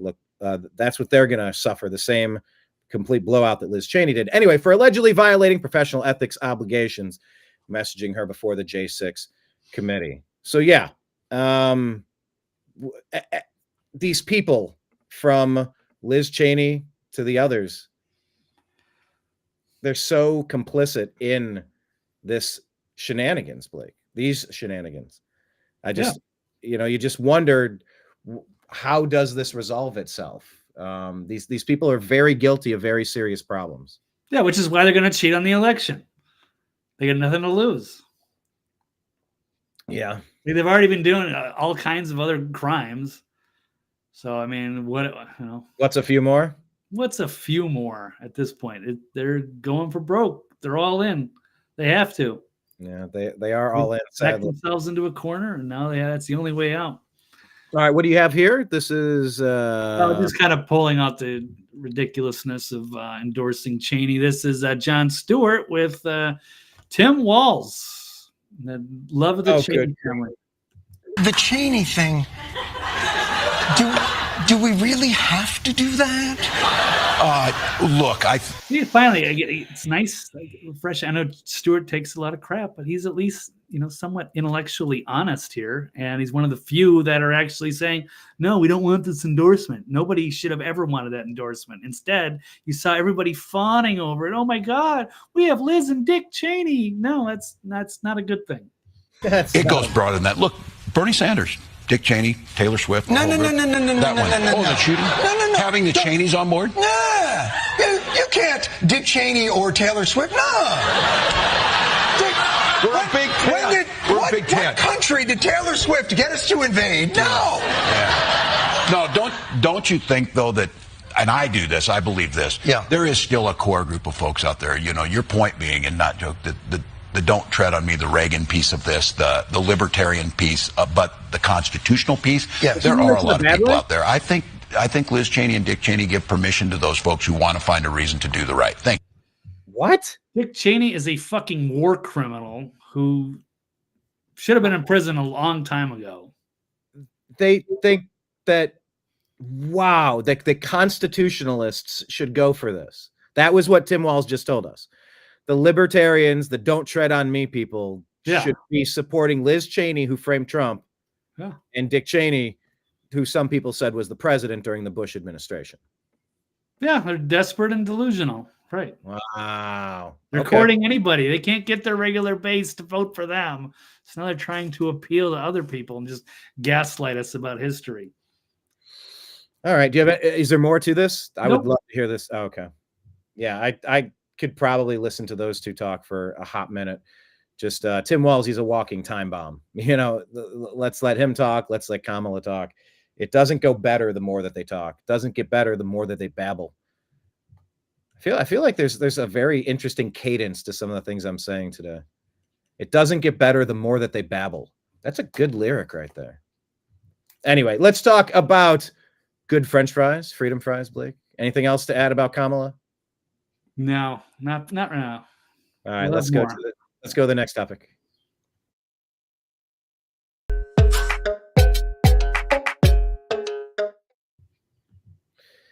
All right, let's talk about this, perhaps the funniest story. And maybe if we have bonus, just anything from the comedy roast that Trump did. Let's talk about Trump roasting people, Blake. Look, Kamala said she worked at McDonald's. It can't be proven, allegedly. So Trump goes and does it, trolling Kamala Harris. And then, of course, over the weekend, Trump gets up at this dinner and just absolutely crushes. That he's the troll in chief. Donald Trump is running to be our troll in chief. I suppose, yeah. He is mastered Twitter and social media. He's been outspoken for years before he was ever decided to run for president. And then fortunately he did. And yes, he's hilarious. And he's our guy. He is an American icon and our populist. And the deep state hates him, and we love him. And yeah, it was great. He loves to do these little, trolling, hitting back. He has a sense of humor, and he can poke fun at himself. He's been on some great, even like SNL skits. So yeah, he's great. He's a showman, of course, and I guess reality star. And I pull it up here. Here is Mr. Trump, Mr. President Trump. How funny is this? It up. Keep it tight. We got the salt on it. Never touches the human hand. Very good. Nice and full. Thank you. Good. It up. There he is, Blake. Yep. There's our president. Actually, I was trained at Arby's. You got to like kind of squeeze the box a little bit so you don't put too many fries. Because if you kind of poke it on the sides and make it too big, then you're gonna give way too many fries away. Got to keep the cost down. Fries and lies. I had to work there. Oh God, when I was like 16, 17. Look at this. The internet remains undefeated, boys. Yep. This is hold on. I watch this again. Donald Trump taking down the hamburger. I mean, come on, dude. The internet remains undefeated here. Oh, I didn't see this one yet. I mean, they know that they're coming through. They're not surprised. They're probably acting surprised, right? But Yeah, Here they we got to go. get screened by Secret Service and what have you. Of course, but still to pull in and actually see the president, how cool would that be? And by the way, let's add one thing, Blake, for the people that aren't aware. And we're going to talk about why the left is so infuriated by this particular troll. Number one, this is the no tax on tips guy. But to say this guy doesn't know anything about working McDonald's, he's never worked a day in his life, you idiots. You idiots. This dude has been in the food and beverage game his entire life. Every hotel, every casino, every resort, it's a food and beverage business that happens to have an Airbnb and gaming attached. It is 1/3 of what they do, food and beverage. It is a massive part of this. Like Donald Trump, Blake, is very familiar with food and beverage. I know people that currently work for Donald Trump, and they love the facility that they're at. They've met him. He's kind to everybody around him. They like how the place is ran.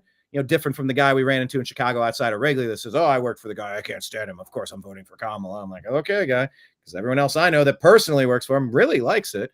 Talk for a second about Trump being the food and beverage guy with all of his golf courses, his properties. You're a food and beverage guy. I'm a food and beverage guy. 1 in 8 Americans, according to that random meme, whether that's true or not, has worked at McDonald's. But aside from that, how many of us have worked in fast food or as a waiter, a cook anywhere? I mean, most of us have done some of that, but you know more than anybody. But maybe, I guess, yeah, I've worked in casinos for 15 years and I have done a lot of food and beverage, worked, various places. My last job actually out there was, I was actually working for Steinbrenner and Jerry Jones, legends. Wow. That was my last gig in LA before the COVID lockdown. But what could have been, Blake? Just imagine. LA that whole experience could have been very different, but that wasn't in the cards. It obviously wasn't meant to be that, right? So interesting. And it was good to have a lot of gig work. I mean, obviously, I miss doing media stuff, and then I was kind of like, well, I guess this might be the end of that. I don't know if I'll ever, get into it. It was just kind of a, dunking on Democrats at that point, and it looked like, he was going to win in a landslide, so it didn't matter. And I would sit back in that bar and be like, man, I really wish I was doing like media stuff. That'd be more, better use of my skills than sitting here pouring drinks. But then just what do you know? Like a month later, all of a sudden, the world goes to shit with the quarantine and all that. And then I ended up losing that job. They laid everybody off. And then, that was years ago now. What do you know? All the adventures of traveling around the country and but talk about Trump media, I guess. Talk about Trump with no tax on tips, and obviously he's a billionaire. He's not a McDonald's worker. But set this up for us. This is because Kamala lied about doing this. This is where this all came from. Yeah, I mean, it sounds like appealing when she says, "Oh yeah, and I used to work at McDonald's when I was in college or whatever." And then somebody did a fact check and realized, no, I don't know if she ever did. And they kept digging. They couldn't find any evidence of that. And so, he decided to just, he was talking about it. He was trolling her. And then he finally just decided to do this great photo op, which is good because it kind of shows like you're, a man of the people. And then, of course, the leftists were absolutely outraged about it. They just had a meltdown over it, which was pretty funny. Newsweek is saying don't expect McDonald's to confirm whether Kamala Harris used to work there. That's what Newsweek wants us to know. No, McDonald's didn't confirm Trump's baseless claim. That's what the Washington Post says 17 hours ago. That's what they want us to know, but Google is going to give us that particular side of things. It's wild. I don't know who Resist the Mainstream is, if that's a valid site or not. Yeah, they usually put up pretty good stuff. Yeah, I've been using their content a lot more lately. This is, alternative media, but I've got a few. We can go to Federalist, or we can go to Modernity, which is kind of talking about, even Cenk Uygur was usually an angry leftist, but in this case, he was saying, yes, someone in the press called Trump's McDonald's photo op bizarre, but that's how you lose credibility. That was a home run photo op. He looked like a real person there, connecting with the average American. If you can't see that, you're totally blind. I think they did see that, and they just had to find some way to turn it negative. They can't give him a win on anything. So yeah, there was a hilarious troll, but they've lost their sense of humor. They are just unhinged. Absolutely. Hate him for everything, even when he's just being funny. And this was hilarious. It's like, well, that wasn't a real McDonald's, and wasn't a normal setup, or they just staged the whole thing. Like, who cares? Like, it was still like a funny thing. He wasn't going to go into like the busiest McDonald's at the mall or something and show up with God knows how many people. So yeah, but it was still fun. He did show up. He did make the fries. It was good. So let him have his moment. All right. Yes. Let me show this interaction with this lady she pulls in. A lot of fun here, everybody. Oh my God! Oh my God! Look at all the fake news over there. Hello, everybody. Fake news. You can fake this, And right? you know this is compliments of Trump, okay? Yes, thank you. Mr. President, please don't let the United States become Brazil, my native Brazil. We'll keep it. Oh, that's so good. Please don't let the United States become my native Brazil. I've heard that. I've been talking to someone from El Salvador, talking to someone from Brazil. They say the same thing. Don't let this happen in America. That's a good message. If you only have the president's ear for a couple seconds, that's a good thing to say, right? I like that. Yeah, absolutely. So it's people that they embrace all this socialism and communism. They glorify how great it is, and then you actually hear from the people that lived under those tyrannies, and they will tell you that it's the worst thing imaginable, and you're never going to vote your way out of it. Exactly. The United States become Brazil, my native Brazil. We'll keep it good. Please. And Brazil is where it was alleged that Bolsonaro stole that election from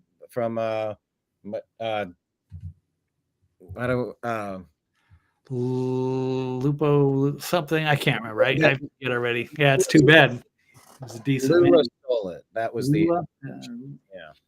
from Bolsonaro, the Brazilian Trump, I think they call it. We're going to make it better than ever, okay? Thank you. Thank you. Thank you. It's a pleasure, Mr. Compliments President. of Trump. Yes. Thank you so much. Thank you over there. Have a good time. Thank Nice you. to see You you. too. Bye, Nice to darling. see you. Have a good time. Thank you. A lot of I love the smock. The smock is a good look. It's pretty great. Trump killing it on his first day of work. It's the AI one? No. Okay. Oh, we got some AI one. You got a couple. I've seen some. It's got to be in there somewhere. It's like an AI where it shows like a bunch of weird shit happening. 15 minutes more than Kamala. Yeah. Oh, I'm sorry. This one right here. Well, let's just let him say it. That's nice. Here we go. Mr. President, you actually have worked at McDonald's now versus... Now I have worked at McDonald's. I've now worked for 15 minutes more than Kamala. Are you going to put this on your resume? I never worked here.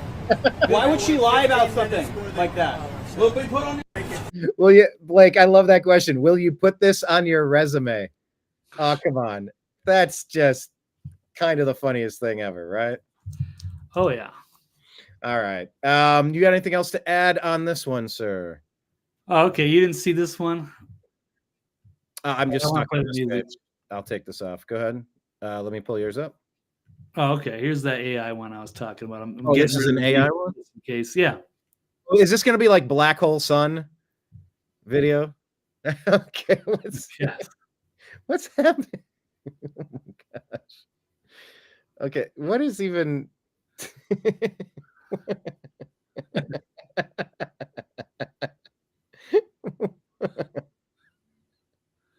This is... Yeah, it is wild. Yeah, that's AI. I was listening to what's that news lady's name? She used some of my J6 footage.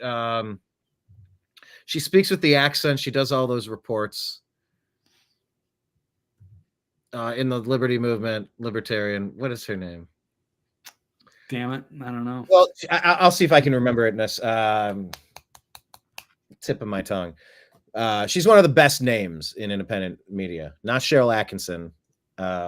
Anyway, she was talking about AI, how if you start an interview with somebody, it's so good that you could replace that person in real time and an AI version of you takes over and finishes the interview. Wow. Like it's reached levels like that. She's been on with Ben Swan. I should know it, but I can't think of it off. Anyway, drawing a blank.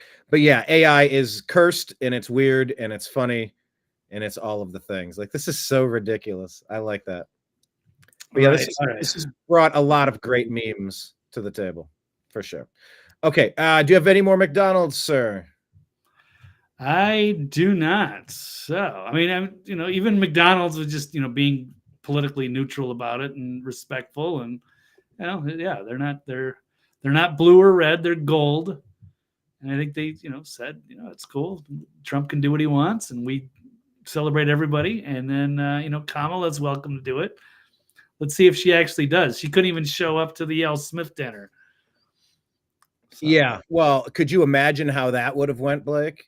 Yeah. Here's Trump. Well, what do they say? On a rampage, roasting Schumer right to his face. That was good. A good day. Here's one clip. Chuck Schumer is here looking very glum. Doesn't he look glum? He looks glum. But look on the bright side, Chuck, considering how woke your party has become. If Kamala loses, you still have a chance to become the first woman president. Like, that one's pretty good. Well, yeah, it is good. And okay, I'm not going to talk about his wife. Oh, okay. But what I like here when Trump's definitely switch genders, and nobody would know, right? Okay, so it's one of those situations. it's a weird situation. Yeah. Feel free, pull up a picture while I play this. But okay. As Trump is reading this, he starts laughing at the punchline before he can deliver it. I don't know if you caught that, but it was a good save. I love this part. Kamala loses, you still have a chance to become the first. You still have a chance to, right? A chance to become is where he starts laughing. I love that. Has become. If Kamala loses, you still have a chance to become the first woman president. That's so good. Love it. He's built for cracking jokes. As Hillary called. All right, here's another. Wait, is this the same one? No, this is a different one. Oh, wait, I just moved it. So here's Chuck Schumer's other half. Whatever. Not making fun, but it's an unusual look. Okay. Yeah. Okay. I don't know if I have any quotes on that. Yeah. Okay. Never mind. Right, let's play this one. We've seen it. We've all seen Thank it. you. Appreciate it. Okay. Like, I mean, this is right up at the top of one of the best lines of the night. Let me turn it up just a little bit. So good.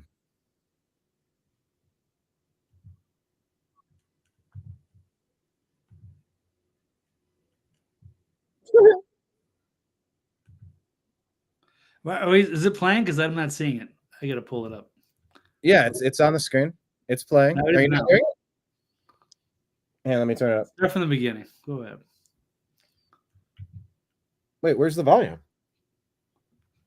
I'm watching for the playback. Where's the volume? We're sitting here watching each other? I can see your screen. I can see the.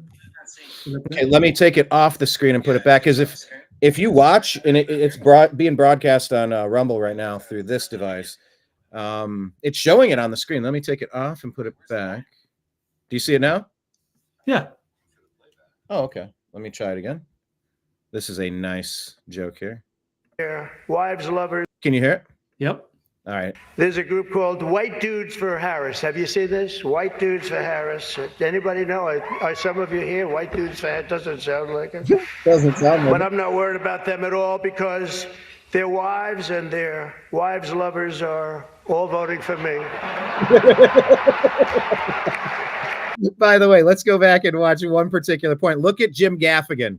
I believe that's Jim Gaffigan. Look how concerned he is, how earnest he's listening intently, and watch Jim Gaffigan's approval through laughter. You can't fake that. Because their wives and their wives' lovers are all voting for me. That's a famously cucked fan base, Blake. Right, the white dudes for Harris. Fucking pathetic. Yeah. Yeah. So I don't know. I don't know if you. I did share the entire roast. I do encourage you to watch it. Absolutely. We're just playing a couple of clips there. I don't know if you had any clips in particular that you wanted to play, Mr. No, Blake? yeah, there was a lot of good stuff. So, you know, I enjoy that. Those are usually historically pretty funny. It was good when he was roasting Hillary back in 2016. Well, this one has a little bit more time to it. Let's see if these are different jokes, hopefully. Tradition holds that I'm supposed to tell a few self-deprecating jokes this evening. So here it goes. Nope, I've got nothing. I've got nothing. There's nothing to say. I guess I just don't see the point of taking shots at myself when other people have been shooting at me for a hell of a long time and they shoot hard. Campaign. Like, that's a savage joke right there. Oh, yeah. Taking shots. And, you know, you're rolling with it. I mean, he really is the people's champ at this point. He has the energy of the people. And I don't know that we've seen a funnier president. I don't know where he ranks for funniest president. He's the #1 trolling president. But he is funny, and he's got some great writers. I'd love to know who wrote him these jokes. That has to be a knowable question to ask, who was on the Trump joke writing team. Campaigning can take a toll on a family and family life. They shoot hard. Campaigning can take a toll on a family and family life, although I hear that Kamala and her husband carve out some really beautiful alone time at the end of the day for an intimate dinner, just Doug, her, and the teleprompter that she uses quite well. A major issue in this race is childcare, and Kamala has put forward a concept of a plan. A lot of people don't like it. The only piece of advice I would have for her in the event that she wins would be not to let her husband, Doug, anywhere near the nannies. Just keep them away. That's a nasty one. That's nasty. There's a... That one got a lot of oohs and ahs. You think that was fair game going after Doug and the nanny? People should know about it. Yeah, that was. I mean, it's a roast. I guess it's all sort of fair game. But yeah, it's. Yeah, there's questions to be asked about who Kamala is married to as well. Certainly not a high moral character. As well as who are her real parents and who is the grandmother. There's a lot of unanswered questions, it seems, with all the people the Democrats put up. Interesting how that happens. Group called White Dudes for Harris. Have you seen this? White Dudes for Harris. Anybody know? Are some of you here? White Dudes for Harris. Doesn't sound like it. But I'm not worried about them at all because their wives and their wives' lovers are all voting for me. Every one of those people is voting for me. I used to think the Democrats were crazy for saying that men have periods. But then I met Tim Walz. Oh my God, Blake. Now, what? I guess, is this Gaffigan's wife? I don't know who this is, but watch her. She laughs right out loud as this is happening. I used to think the Democrats were crazy for saying that men have periods. But then I met Tim Walz. Chuck Schumer is here looking very glum. Very glum. They actually said that Chuck sat there looking like a meme. I don't know if you know what I'm talking about, Blake. I'm not going to show it. Yeah, I guess he was allegedly outraged that Kamala didn't show up for this. This is a big dinner, and that would have been useful to her to get in her own roasts and jabs. She could kind of show sort of a human side and have some fun with it. But and it would have been good to see Tim Walz there to just to get his reaction, even when he was just clowned by Trump there. Yeah, what a missed opportunity for them. But then again, you're going into an unfair fight. You've got so much going against you. All right, we'll just wrap up with this one last joke one more time. Chuck Schumer is here looking glum. Very glum. Doesn't he look glum? He looks glum. I love how he grabs him by the shoulder and kind of shakes him like a kid. And look at Schumer. Look at him with his fists bumped together. Like, yeah. He looks like Beavis, or no, he looks like Butthead going, yeah. No, Beavis. Chuck Schumer is here looking very glum. Doesn't he look glum? He looks glum. Yeah, I look glum. yeah.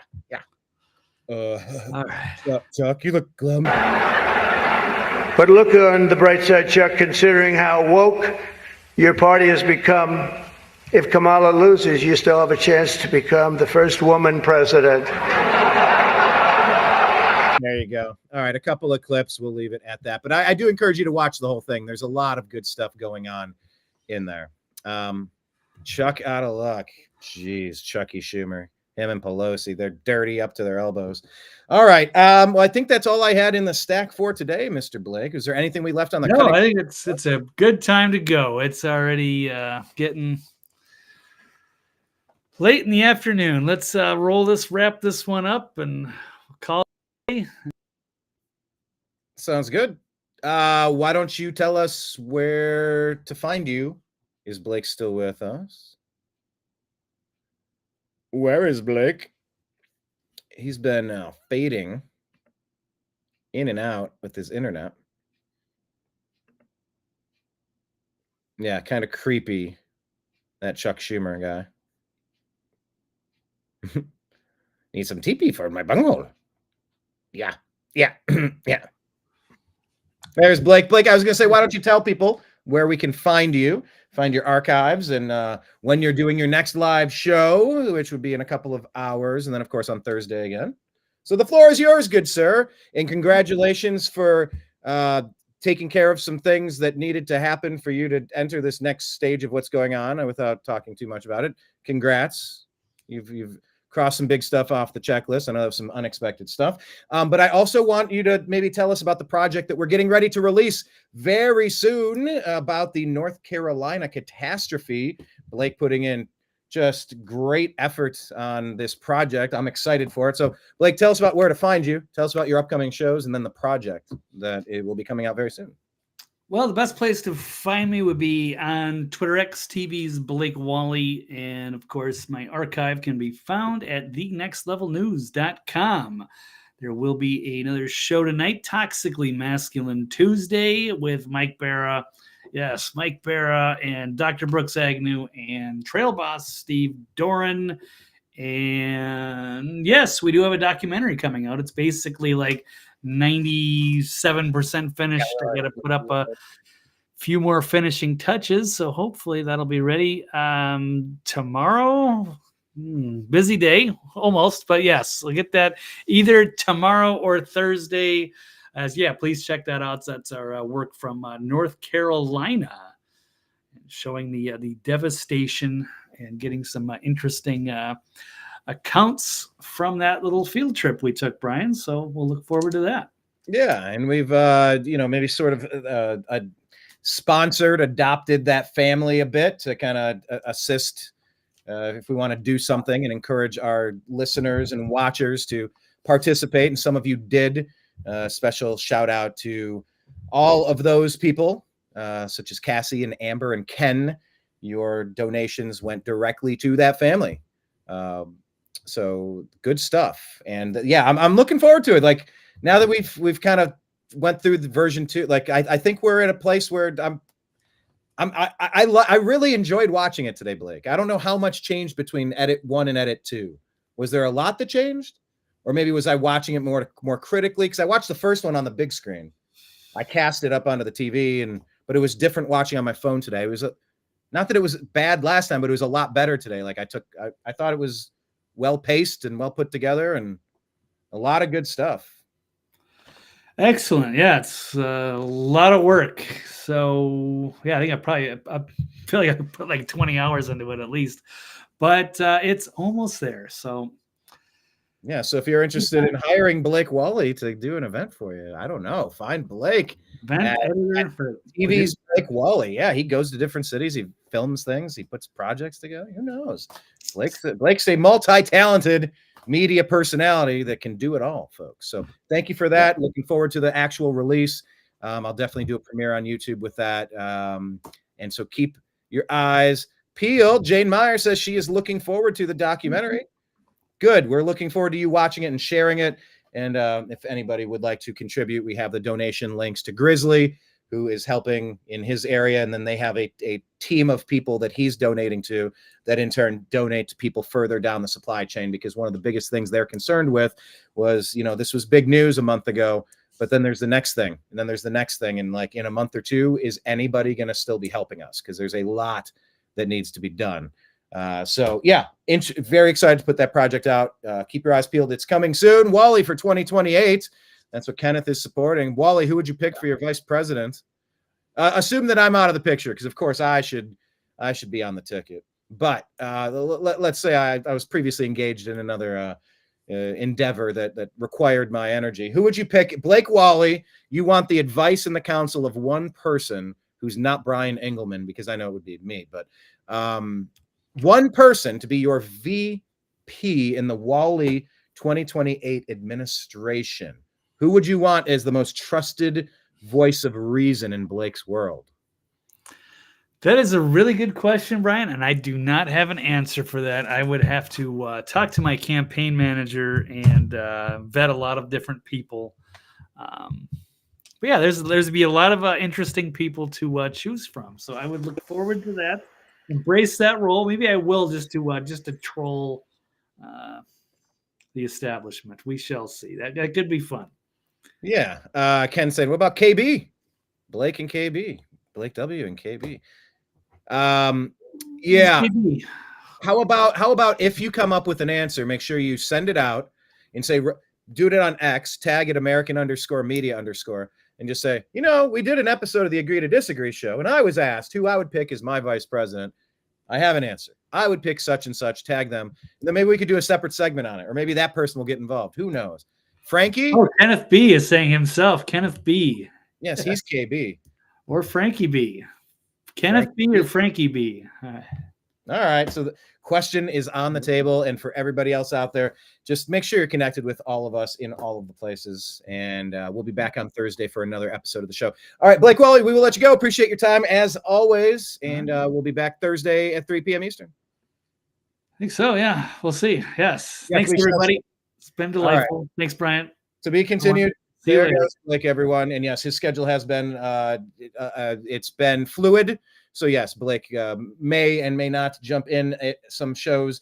No worries. He has some stuff he has to take care of, and that will always take priority if we can't get that time slot. But after my show on Thursday, I'm going to do another episode of Strictly Football with Mike Barra.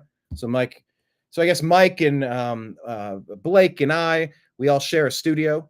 So, they're doing shows. I'll jump on the show. We're doing shows. Come on, jump on our show.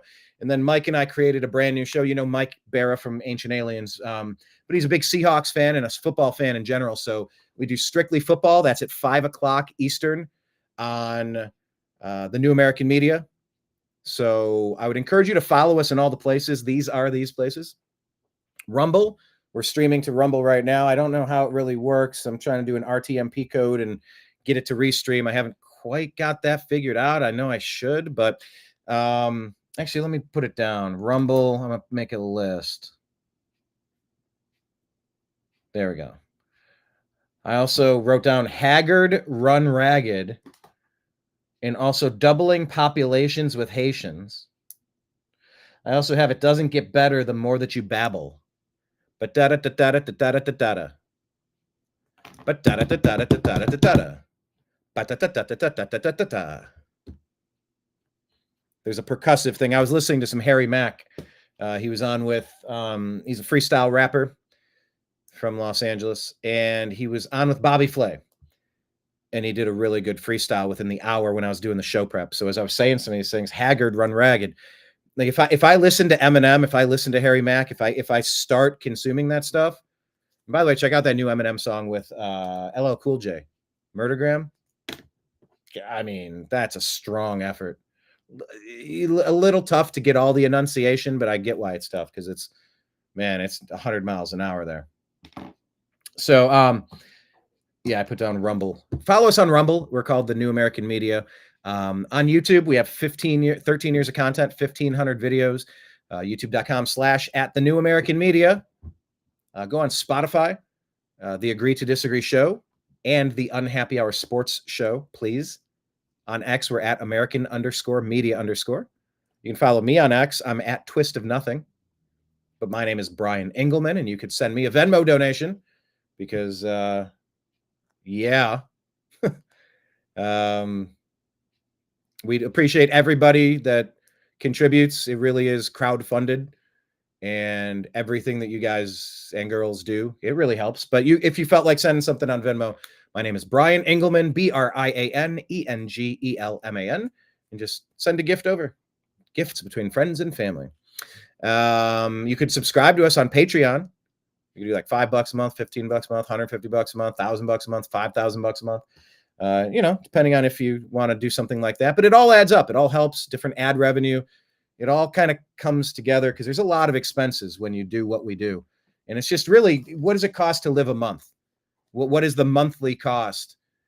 Just to get by with rent and groceries and, car payments and this and that. It's always something. So the more assistance we have, the more product we can deliver to you.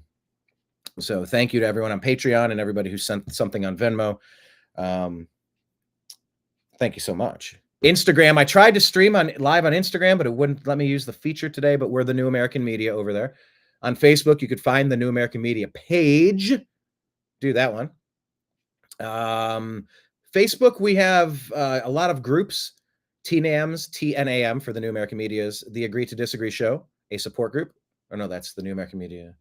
What is that? I'm saying too many things. The Agree to Disagree show. Find that group. It's a great one. And a lot of TNAM groups affiliated as well. TNAM Humor, TNAM Food and Drink, TNAM Preparedness. These are some passions of mine. That's so interesting. The mouse is like disappearing behind one specific section. I don't know if I've ever noticed that before. TNAM and Ham. Yep, TNAM and Ham. That'll be our new TNAM Food and Drink. Wham, bam, TNAM. Thank you, ma'am. Ka-ching. So follow us there in all of those groups. On Telegram, we're TNAM and TNAM Chat. TNAM and TNAM Chat. Yeah, follow us on Instant Dam, TNAM and Spam, Sam I Am. Yeah, we're on Instagram, the New American Media. We share some great stories. If you log in daily, you'll see some great stories following the New American Media that we share. And that's a great place, a jumping off point for you to start digging around and finding the stories that matter to you and to the world. All of our platforms offer something a little bit different.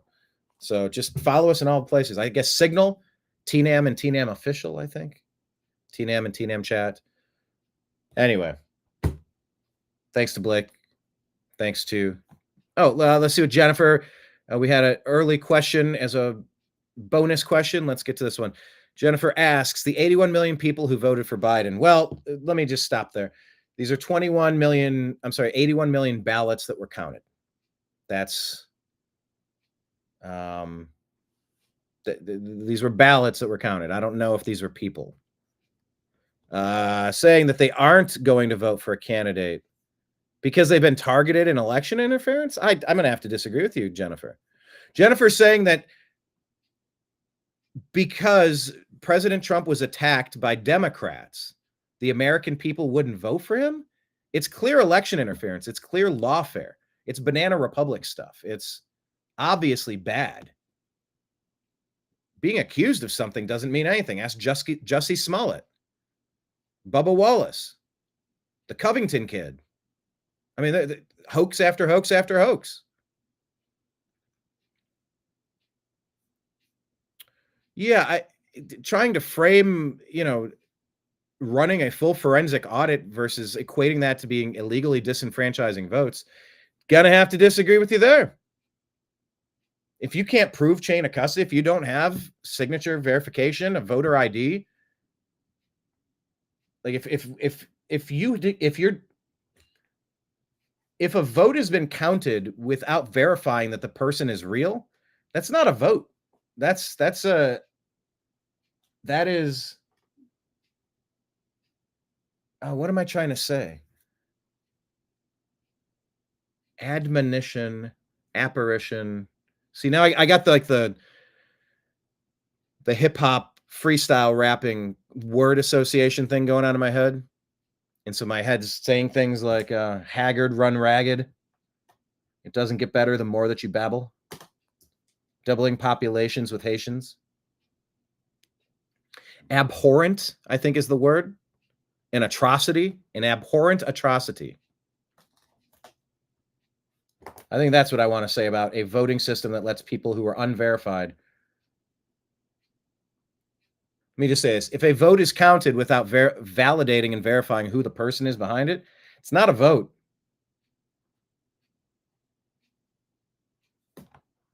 So I'm going to disagree with you on that. What is this? The Republican nominee for president who was, yes, we know he was charged with crimes. By the way, you're seeing all that stuff work out in the courts. These people are going to be disbarred and jailed. You've seen how the Supreme Court has looked at this in New York, right? Are you unaware that what was obvious to all of us is now working its way through the court system in appeals, and people should probably be losing their law licenses and charged with civil rights violations and election interference, tampering, treason? This is straight treason. Now you can say, oh, well, he didn't sell a battle plan to Napoleon Bonaparte. It's like treason is a lot more than what you're narrowly defining it as. If you frame the president so that he can't defeat you in an election, oh, there's jail time for that. And that's not going after your political opponents. That is dishing out justice. Yeah, I would disagree that he illegally tried to overturn an election. I think there were obvious problems and the courts weren't ruling on it, and he wanted people to look into it. We all wanted people to run a full forensic audit because we didn't like what we were seeing, and it didn't match how nobody showed up to see Biden, but Trump was selling out arenas. How the policies of Trump and the Republican Party, the MAGA ticket, were common sense, and the stuff the Democrats are pushing is lunatic fringe stuff. It doesn't match. It doesn't match. We're not going to believe another one of these things. Many of his allies. Yeah, you're just proving that there's Democrat deep state election interference in lawfare. No, Kenneth, I already did inconceivable. I'm not doing plums again today. I have a couple of catchphrases for some reason. Plums and inconceivable. Yeah, it's Gen 1 of them.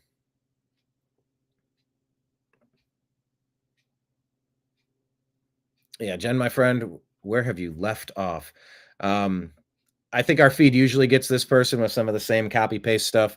Thanks for following us. We appreciate even our handlers, our deep state handlers, keeping your tabs on what we're up to here. Well, we're just trying to figure out what's going on in the news, the new American media, because the old American media has failed you. Special thanks to Blake Walley, Ken, even our troll Jennifer. It's nice having you here.